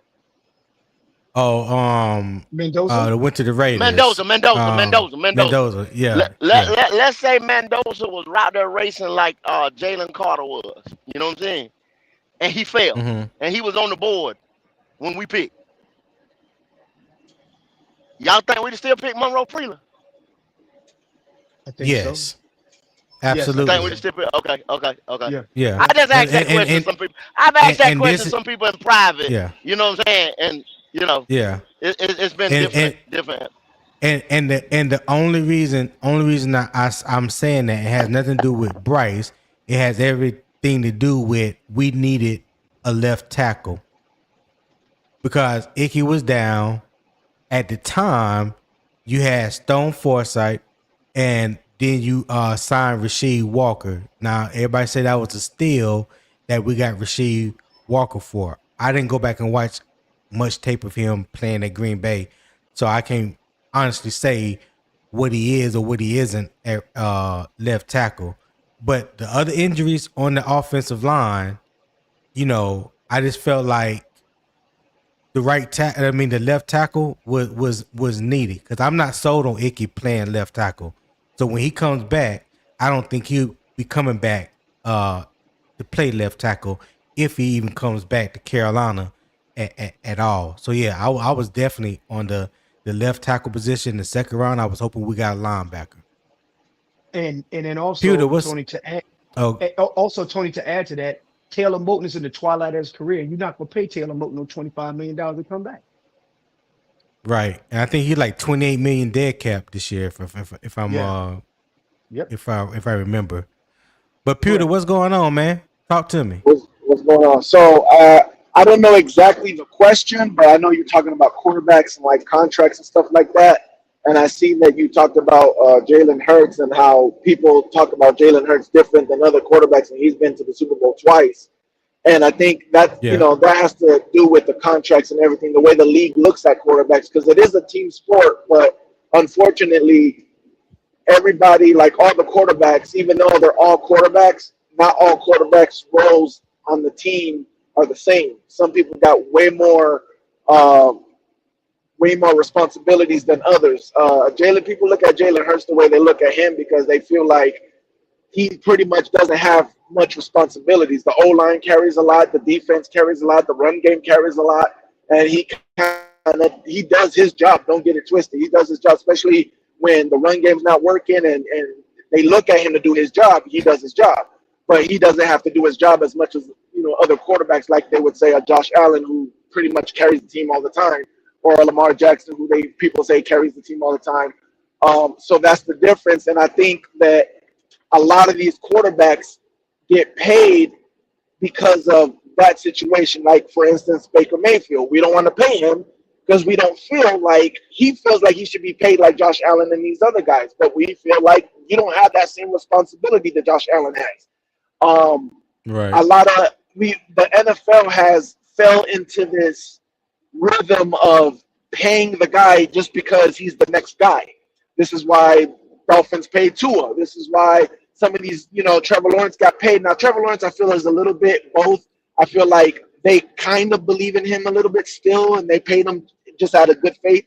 But again, the NFL's been falling into this whole rhythm of, he's the next guy, you got to pay him. You just got to pay him and do whatever. And we're with the Bucks, they're kind of going back to like, nah, we're not doing that. Just because he's the next guy to get paid, we're not just going to pay him. And I think the other thing is when you fall into that situation of, okay, he's the next guy, we got to pay him. The problem is when you pay him, he has to be that guy like the Josh Allen or the Lamar Jackson, because if you're paying him like these guys, you're not going to be able to keep weapons around him, and you're going to have to ask him to have more responsibilities like a Josh Allen or a Lamar Jackson, and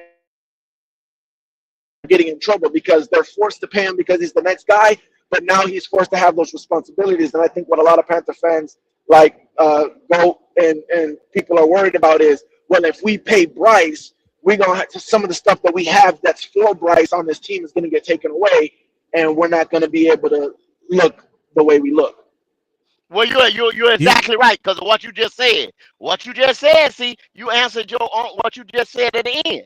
Because those other guys that the team go as they go, that means that is the alpha dog of that team, and they deserve to get paid. If Lamar goes down, look, it's already been proven. Lamar goes down, look what happens. Losing season. If Josh go down, you already know that's a losing season for them. I don't give a damn what they got on defense, what they got in the running back room, or who. Well, unless they got some type of big time proven vet or something like that, which they probably don't back up. Yeah, I get what you're saying. I like it. They go. Hold on, Pewter. Go ahead, go. Not good to say hold on, Pewter. Pewter, hold on. Go ahead, finish what you're saying. Go. That's what you just said. That's what you just No, said. yeah. I'm gonna pay We're that saying man. the same thing. At my quarterback position, if the team goes as he goes, you got to pay him.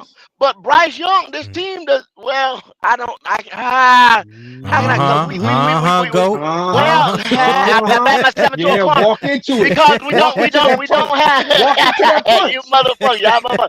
Hey, but we don't have any other option right now. Because I'm going back what MDJ said, I think we can insert somebody else that would be better. But those teams right there, those guys that he just named, like them top 5 guys, Pat Mahomes. Look at the Chiefs last year. You can just see them last year. When Pat went down, what happened? That's what I was saying. That I'm with you. I hear what you're saying, and I'm with you. I just don't like to say it the way you just said it because exactly what just happened. Because you can literally say that about any starting quarterback. If he goes down, what do we got? Every team pretty much is like that. So I get what you're trying to say, and I agree with you because those are the guys. I get it. But I just don't like the whole if the starter goes down, that proves that he's the guy. Yeah. You know what I'm saying? Well, but ahead, see, Will. you can come back. Hold on. Go ahead. Hold on one second. Go ahead, Will. Yeah, so this is exactly what I was talking about. And thank you, Pewter. I think you said it better than I did. So, GOAT, I think what I'm saying as a Bryce Young fan, as a Bryce Young supporter of, and think that he can be the answer on our team. You don't have to pay you.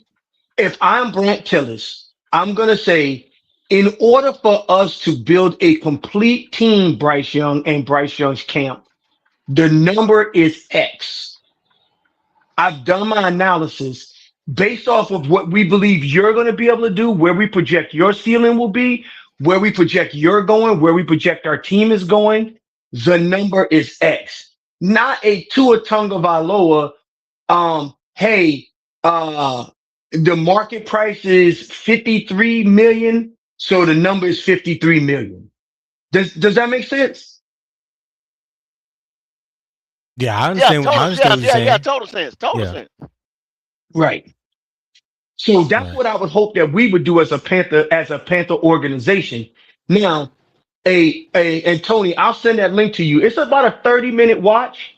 And I'm Yeah, pretty sure that if this guy was able to do this analysis, it was like one of those, he treated like kind of like a 30 for 30 analysis of the NFL salary cap and how is how did accountants break the NFL? yeah, And he goes through what they're projecting those the market cap will look and all these other things. And Brandt Tilis said this. He's already looking into 2027, 2028. So he's already making those decisions. So whatever number, top line number that they're going to pay a quarterback, he already know what that number is. Now, mm, whether that number goes to Bryce Young or something south of that number, he knows what the top line number is. He'll pay him far less if that's what he's worth. But he already know what that top line number is. yeah. Can I speak on that The real quick? thing that yeah. Hold on, Peter. Peter, hold on one second. I remember him in his in the press conference yesterday that he was saying that he's basically already moved on to 2027. Like he's already past this year when you're talking about contractual obligations. Like whatever is going to happen from now to the end of the year, he's already got a roadmap for that. He's already started working on 27 and 28. So I think it was MDJ or Poppin. One of them said it earlier. And hell, Will, you may have even said it too that there's a certain number that is sitting to the side for Bryce right now. But also, because I don't want to lose my train of thought, because Peter said something earlier. And when we talk about these rookie contracts, these quote unquote franchise rookie quarterbacks that's on their rookie contracts, and you always hear about the teams wanting to build around these quarterbacks as much as possible because when it comes time to pay them, you won't have the money to pay the people that needs to be paid. So that's why they're trying to get these players in and pay them now before the rookie contract runs out on the quarterback. Could it be a thing that Carolina is also waiting to add more pieces to before they extend Bryce Young?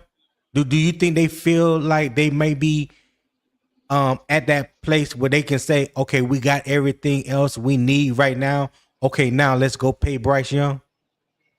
Of course, because if we come out and we win 11 games, yeah, Yeah. that ink is getting ready to be Okay. signed. Of course. Okay. Can I speak Okay. on What you think? Oh, go ahead, Peter. My bad. Go ahead, Peter. so I wanted to speak on what homeboy was saying a little while ago about basically telling Bryce, listen, we want to pay you, but we're going to need to pay you this X amount so we can have this X amount for the team or be able to keep the team built around you. So So you good you news and talking bad, about a team friendly deal?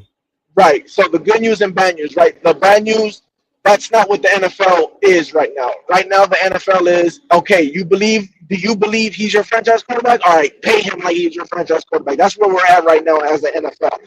The good news is it's kind of teetering right now to what you just said.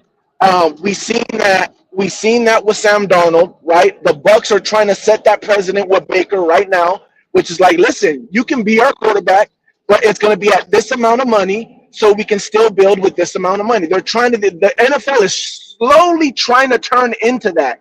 The Eagles and their GM Howie Roseman has figured that out. Has figured out. Listen, Mm-hmm.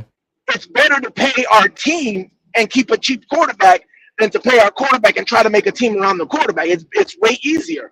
So even though they have Right. Jalen Hurts, there's rumblings about, well, they're kind of trying to move on from Jalen Hurts, even though he just got them to 2 Super Bowls. It's like that contract is kind of killing us. We rather just go and pay the team. You know what I'm saying? So the league is slowly trying to turn into that, where it's like, listen, we're turning the tables on the quarterbacks. Like, we love that you're a good quarterback, but if you're not willing to take a team-friendly deal, if you're not willing to, if you just want to gash us for everything, then we'd rather go the cheaper route and go with a rookie or go with one of these other quarterbacks that's been thrown away by somebody else, and we'll take a quarterback-friendly deal. You know what I'm saying? So I don't know when you guys are going to pay Bryce, but, the longer you wait, it might benefit you guys, because it might be in the NFL where it's normal. It's normalized to be like, okay, you're a franchise quarterback, but still take a friendly deal, and let's build this team and win a Super Bowl. You know what I'm saying? Will, you was going to say something? Oh, go ahead, go. No, Go ahead, Yeah, go. go ahead, go. yeah, it might help you out like that, pewter. You know what I'm saying? That's like say certain circumstance. Sometimes Yeah. it work like that, sometimes it don't, because that guy, you don't know what now that first deal, that guy wants this over the rainbow payday.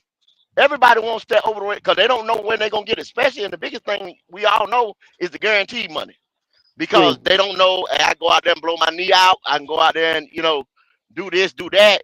So they want that guaranteed money off the ripper. And then, like I said, they don't know if hey man, I might walk away from it in 3 years or whatever. So they want that first deal to be the over the moon deal. So I know that they negotiating like that for that first deal. But like Yeah. the next one, it might be team friendly because they might be championship chasing. You know what I'm saying?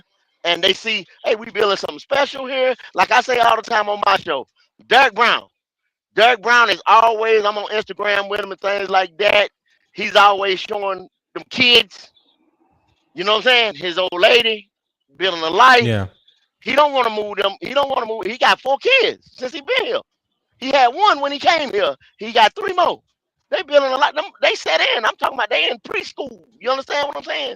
Yeah. Graduating, going up. So he don't want to move that family like that. The LA. He will, Yeah. but he don't want to. So I A mean, lot of NFL players, a lot of NFL players have that exact same problem. Go, they have that yeah, they have problem a that they have yeah. they have the exact same problem, and some of them have to wiggle between the lines and be like, hey, I work in Los Angeles 9 months out the year until I make this bread. Mm-hmm. Sometimes Yeah. it I mean, happens that way. he sometimes it Hey, happens that way. fellas, He might have to do that, but hold, he don't want to. I hold on guarantee one he don't want second. to. Hold on one second, fellas. Hey, listen, we've been here for 3 hours and 19 minutes right now. If you are enjoying the conversation, the debates, the energy and the vibes that morning kickoff has brought to you this fine Tuesday morning, show love to the channel. I am going to drop the QR code. It's at the top right corner on your screen. You can scan that QR code, show support to the show. There's also a pinned link in the YouTube chat at the top of the chat to my PayPal. Donate whatever your heart leads you to donating today. I would greatly appreciate it. This conversation has far exceeded my expectations. We are having a great conversation, great debate. I want to thank everybody that's been on the panel so far today. All right, too many people to name or try to remember everybody, but listen, this is a great discussion, great debate, great topic, because it's something that was brought up yesterday when Brandt Tilis had his press conference. So I just felt the need to expound on it a little bit. So once again, appreciate everybody that is tuning in, that is listening, everybody that's on the panel. I greatly appreciate it. So yes, scan the QR code, click the link in the YouTube chat that's pinned at the top of the comments, and I'll greatly appreciate it. If you do send a PayPal gift, let me know in the comments so I can properly shout you out, because it don't come through as quick as it should. But I'll greatly appreciate that, fellas. All right. So who was it on? Go. Was Go saying something or you, Will? Or was it Pewter? I think Pewter was saying something. I think it was You saying Pewter. something, Pewter? Go ahead, Pewter.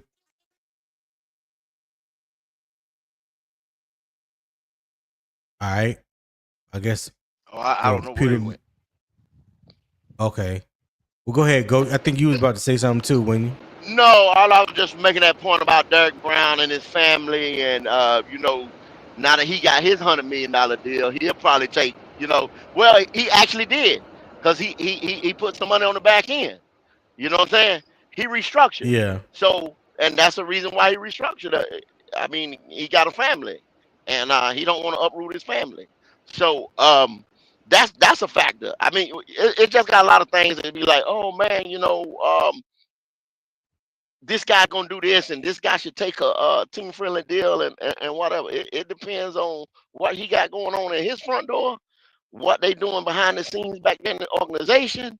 But I could tell you, Bryce Young and his organization more than likely is not taking no team friendly deal this first deal.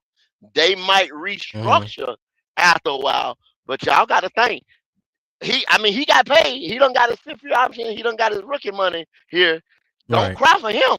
Now, he done made some money over here as far as that is, but he looking for that. I would imagine that he thinks he's been a number one overall pick, Heisman Trophy winner, this and that. I would imagine he thinks he's the guy. I don't, but so they want to get paid as such. I would imagine. Yes, I'm pretty sure. I'm pretty sure that he has a I'm pretty sure his team of people have a number in their head, and that number will fluctuate based off his performance this upcoming season. Because I think he will play out this year. I think he'll play out this year. However, if, and this is just me, if Brandt Tilis comes up and says, if let's say if Bryce Young gets a contract of, I'm just going to be throw hyperbole up there, $50 million per year, 4-year deal, $50 million per year, $200 million. If Brandt Tilis agrees to it, there's a plan.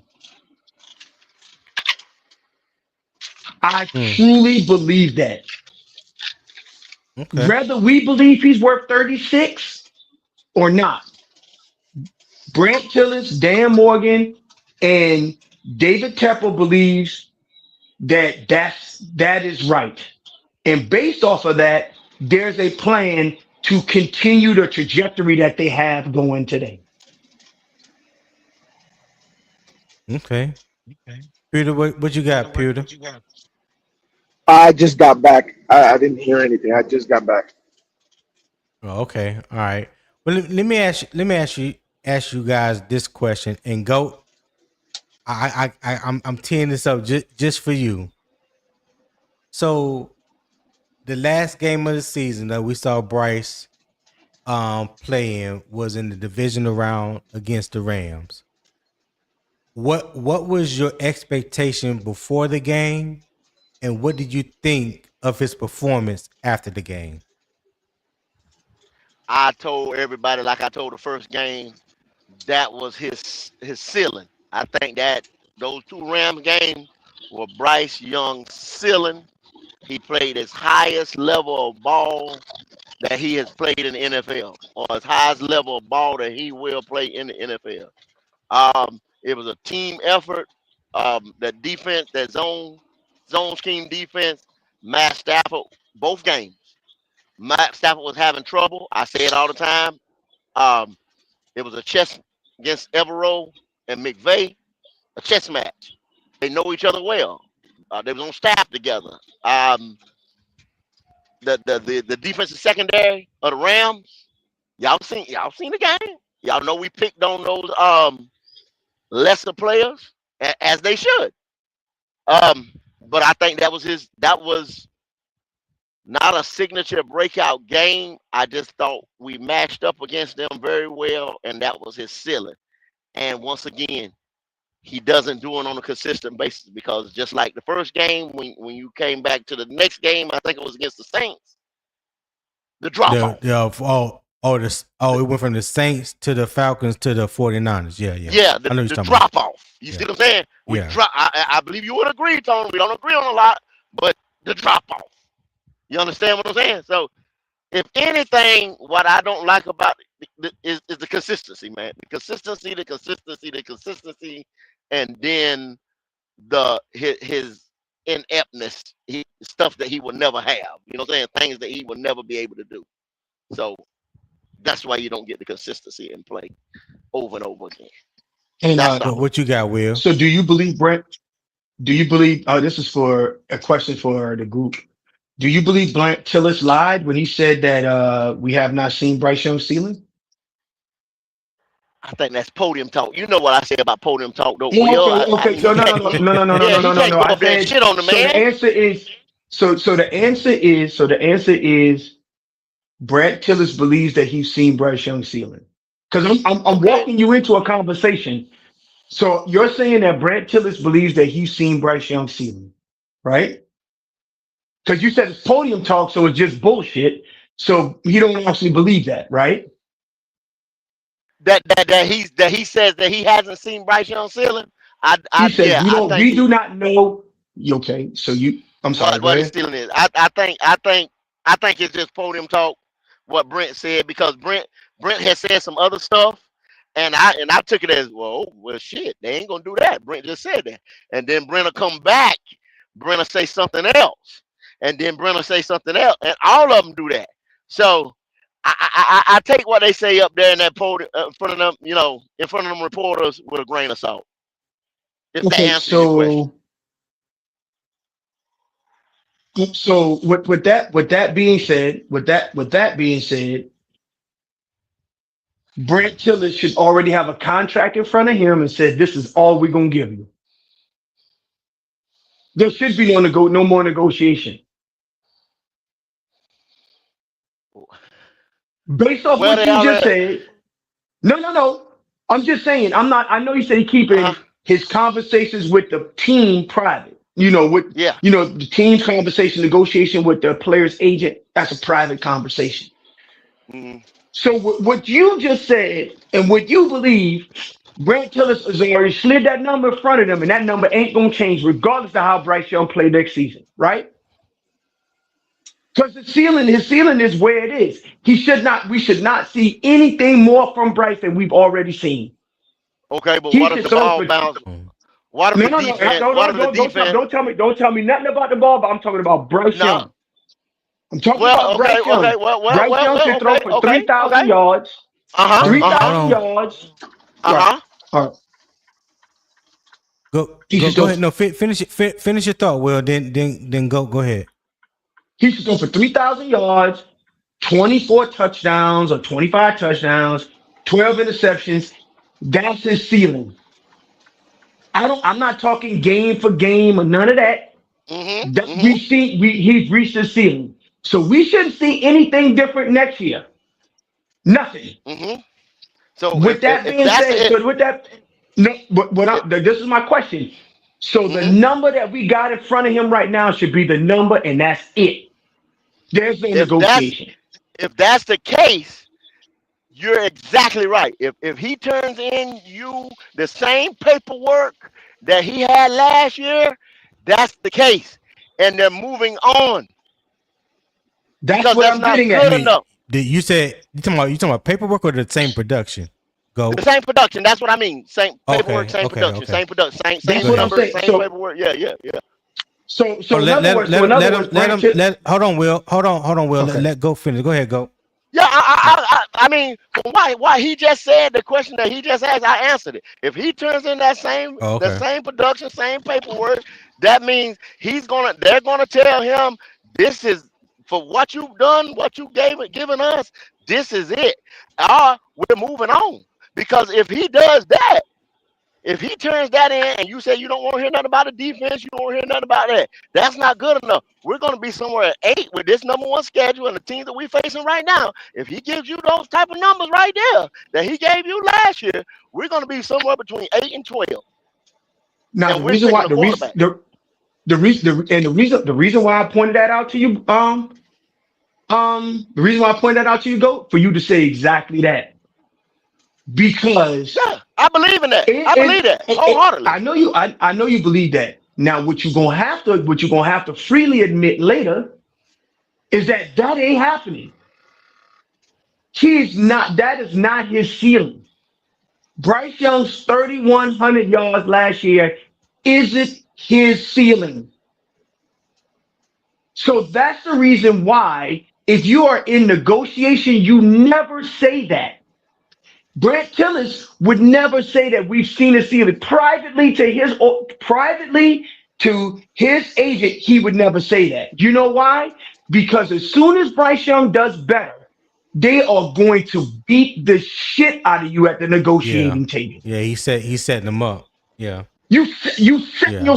and that's the reason why I set you up with that. That's why you do not come to the negotiating table with emotion. You always come to the negotiating table with shaking hands. And in business, if you want a friend, buy a fucking dog. There is no friends in business. So I said all that to you, go to walk you into that conversation. I'm willing to bet money that he's going to throw for more than 3,100 yards this upcoming season. He's going to throw for more than that. He's going to have a better statistical season. I mean, Now, he probably would because them numbers right there ain't nothing. He probably would. But you asked me the question. You asked me that question, and I told you what I seen in the Rams game. That Rams game was his ceiling. I didn't mention the Rams game. No, that. Well, I mean, No. He go answer the question that I laid at him. He talking about the question that I asked him about the Rams game, the before and after performance. Yeah. So I'm gonna ask the same question. The same question to you, Will, because you never answered that question. What was your thought about Bryce going into the game, and what was your thought about him after the game? So I believe how do you think he performed? He performed exceptional in that game. Okay. He performed exceptional in that game, and I believe that he could do that. If he could do that against the Rams, he could do that against other teams, and he has to do that consistently. He has to show consistency this season. And I just want to point out one more thing. Whenever you get a chance, I'm going to talk about this first case play schedule bullshit. Whenever we get a chance to pivot to that. But yeah, but I think that game that he played shows what he can do against a Super Bowl contending team. Because we had that game won. The offense had that game won. Yeah, that's a whole another topic in debate for another day. I'm back, because there's a lot of people. Yeah, there's a lot of people that feel differently about after the Panthers took the lead in that game with like 3 minutes and 29 seconds or something like that left on the clock. And then, the Rams went and marched down the field and scored and left us with 36, 37 seconds left on the clock, and was thinking somehow miraculously that we could have pulled out a victory. But yeah, that's another topic for another day. But yes, Peter, we did have the lead. We did take the lead in the fourth quarter in that game when we hit Jalen Coker on a China route in the end zone. It was like 3 minutes and 29 seconds left in the game. We was up 27-24, and we went and let the defense allow Matthew Stafford to go right down the field, and they scored, took time off the clock. And I think we got the ball back with like 35, 36 seconds, something left in that game. But yeah, we had the lead in that game. Yes, we did. Yes, we did.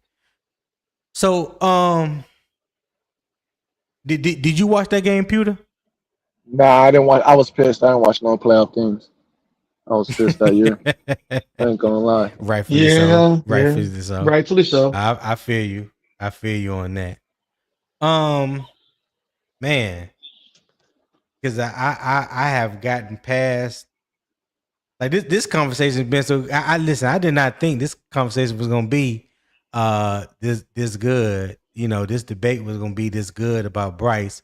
For me, what I say about Bryce and the contract extension, just based off of what Dave Canales has said publicly about Bryce, what Dan Morgan has said publicly about Bryce, I think Bryce is ascending in the right direction. And I mean, from the time he came back from being benched until now, I think he's ascending in the right direction. Now, I'm not gonna go out here and say that, he's blowing the roof off or anything like that.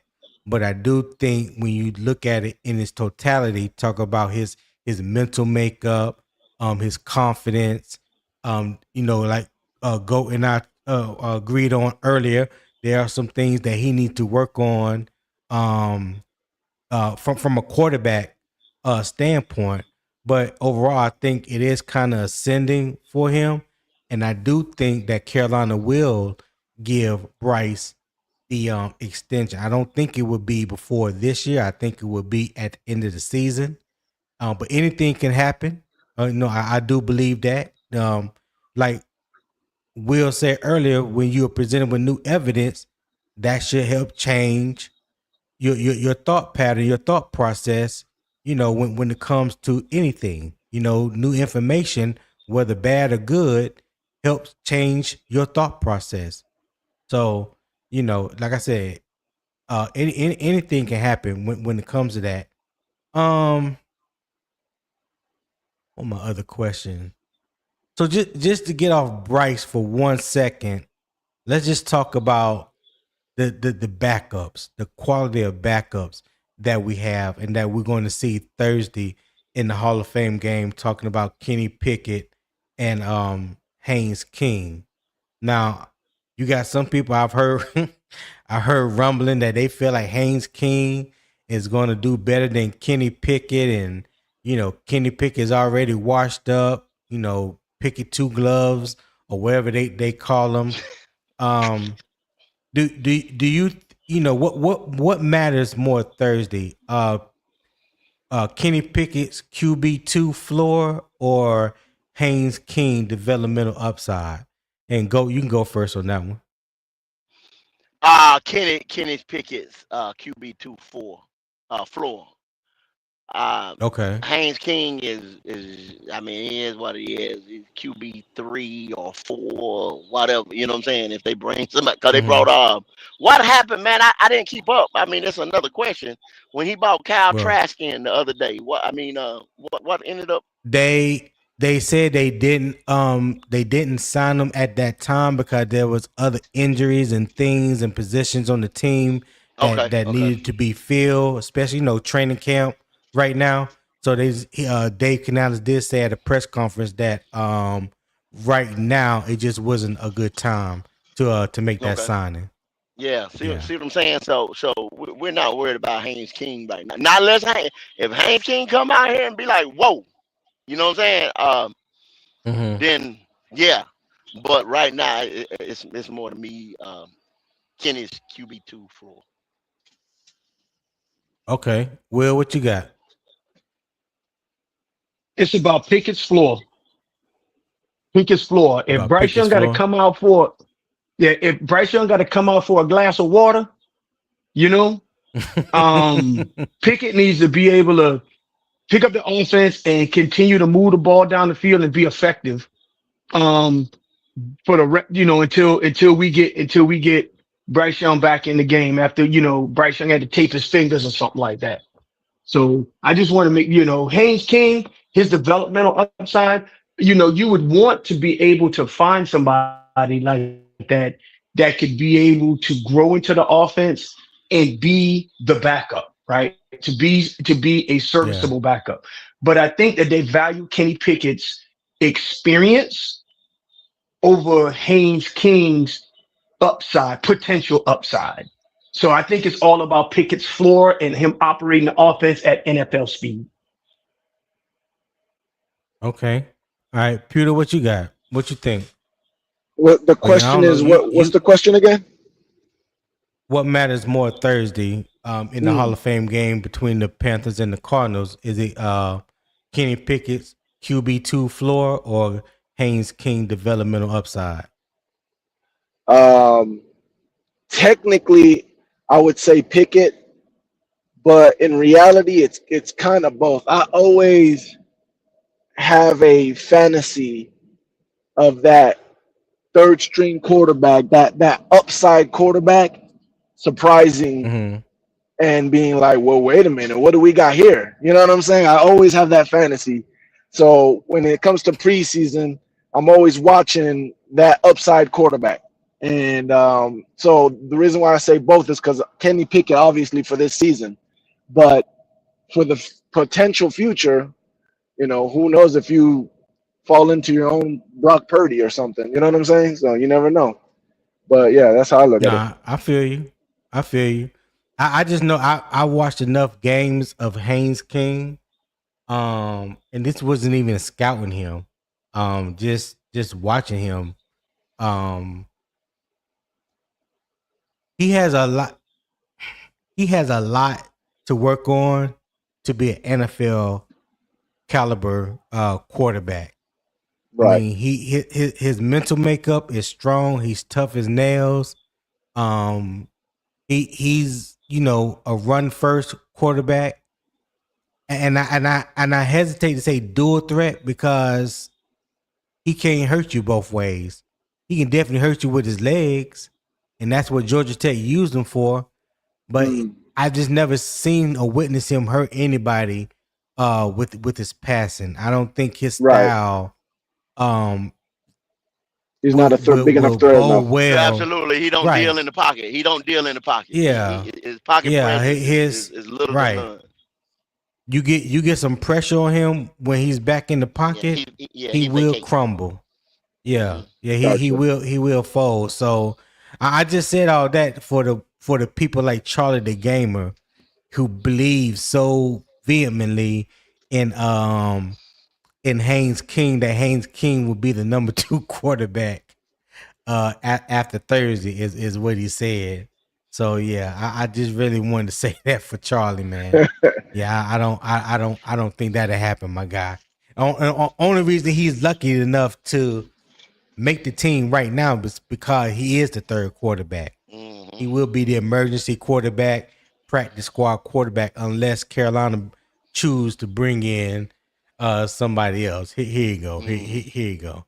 Well, Don't Charlie worry about it, Gamers. Tony. I'll check in Thursday night. Yeah. Charlie Gamers. Bucks got their own little secret weapon that we kind of low key have under our breath. So I'm with you. I got my own little project that I'm kind of hoping surprises us. Oh, really? Yeah, Kansas State quarterback Jalen Daniels. Oh, coaches kind of like him. See, now you don't want me to even get started on Jaden Daniels because he's another quarterback. I have watched plenty of tape on him since his redshirt freshman season. The boy is he's dynamic as a runner. He got speed. He's elusive and all that. When you talking about just playing quarterback, just throwing the ball, yeah, Jalen ain't it. He's not it, Pewter. Listen, I don't know much about him. I watched a little bit of tape on him. I'm kind of like whatever with it. But I will say this: there's been a lot of rumblings as far as like the coaching staff, kind of like they liking him. We let go of Kyle Trask because of this guy Belize, this other quarterback we got, and now it's kind of like Jalen Daniels is kind of doing this to him, and it's gotten to the point where they've even had him take snaps against the first team defense. So Bose is kind of like really poking at him and seeing like, do we have something here? Like, and I didn't say this loud, but I've been telling Buck fans like this Baker contract, like what people don't understand is Baker's not pissed about the money. He's pissed about the years because Jason Light basically told him, yeah, we like you. We just don't think you're our long-term solution. So there's some plan going on. And I don't know if it's I'm not saying it's Jalen Daniels. I think more likely the draft either this year or next year. Yeah. But there's that's just like I said. I'm just in the same boat as the dude in the comment section where I'm like looking and kind of like I hope he shows me something. That'd be nice. Look, That's man, that's there's not Kodak, too nothing big. many That's it. Kodak. quarterbacks. There's too many quarterbacks coming out. There's too many quarterback options coming out. That's like above average guys. That's gonna be Yeah, good pro quarterbacks. So I mean, this is like for a quarterback class is almost like an edge rusher class where the guys that's gonna be serviceable and gonna help teams get past that cap and gonna, you know what yeah. I'm saying, to go to the next 4 years because go and get their fifth year option and all type of stuff like that. It's gonna be a lot of guys that they're gonna be able to steal. That's gonna so a lot of teams are looking for the future. A lot of teams are looking for the future. Okay, y'all hold that thought. Hey, shout out to Federico El Padrino for the $10 super chat. He said Panthers and Bryce mirror the Hornets post Melo. Cam and Melo centralized the talent on offense. Now it's more evenly distributed. If BY proves to be an upper echelon game manager, we win 30 to 40 million a year. All right, Federico, I appreciate that $10 super chat, my guy. Thank you so much. That will go towards um helping to make the channel better. So I greatly appreciate that. Um Char- Charlie the game. Imagine finding your franchise quarterback in undrafted free agency while you still can build and pay a monster team till it's time to pay him. Yeah, that would be Okay, dream. Charlie. That's a dream. Yeah. Yeah. I don't think anybody in the NFL has realized that dream yet. Hmm. Oh, you know what? Tony Romo did, because Tony Romo was an undrafted free agent. Hey, Jake Delhomme was an undrafted free agent. So yeah, let me pull back on that one, because those are two guys I could think of off the top of my head that were undrafted free agents and did better than what most people Um, thought they were going to do. Kurt Warner. Yep. Oh, I can't. How can I forget him? Super Bowl champion, Kurt Warner. Good catch, Goat. Appreciate that. Federico said, "Bless up." All right, appreciate you, Federico. So, But I mean, that don't happen. That don't happen every day. You're not gonna shake a bush and it fall. You best believe right, that. right. Ain't no question. Ain't no doubt about that. Let me ask you guys this question. Um,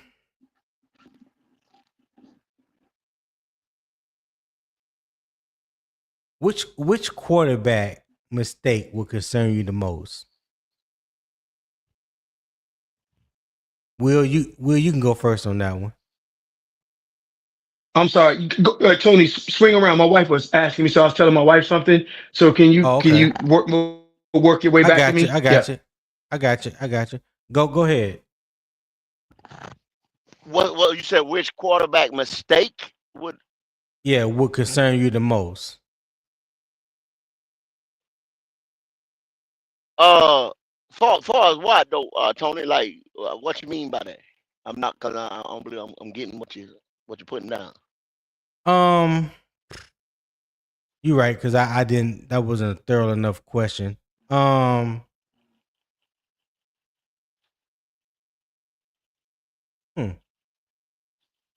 yeah, that wasn't a thorough enough question. Yeah, that wasn't a Yeah, thorough enough question. what you saying? Is it mistakes that I don't want to see them make again, or like what's Yeah, going on? that if yeah, if you want to answer it that way, I didn't pose the question correctly, but if that's the way you want to answer it, go ahead.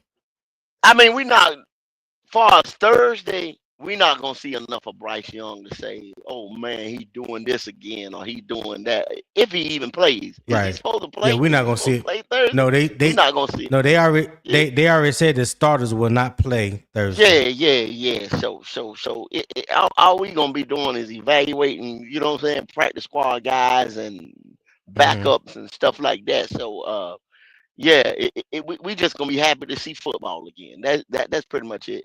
Yeah. So I mean, like going into the preseason, the dress rehearsal or something like that. I mean, it's far as Bryce, it's a lot that I want to see different. But I'm pretty much y'all just have to hate me. I'm just pretty much out on Bryce Young, man. Like let's move on. Yeah, I'm just ready to move on, man. Yeah, I I feel mean, you. I feel you. yeah, Hey, one thing about it, you have been 10 toes down on how you feel about Bryce yeah. I'm just from ready day to move one. on, So man. I'm just let's go to bigger and better things, man. Like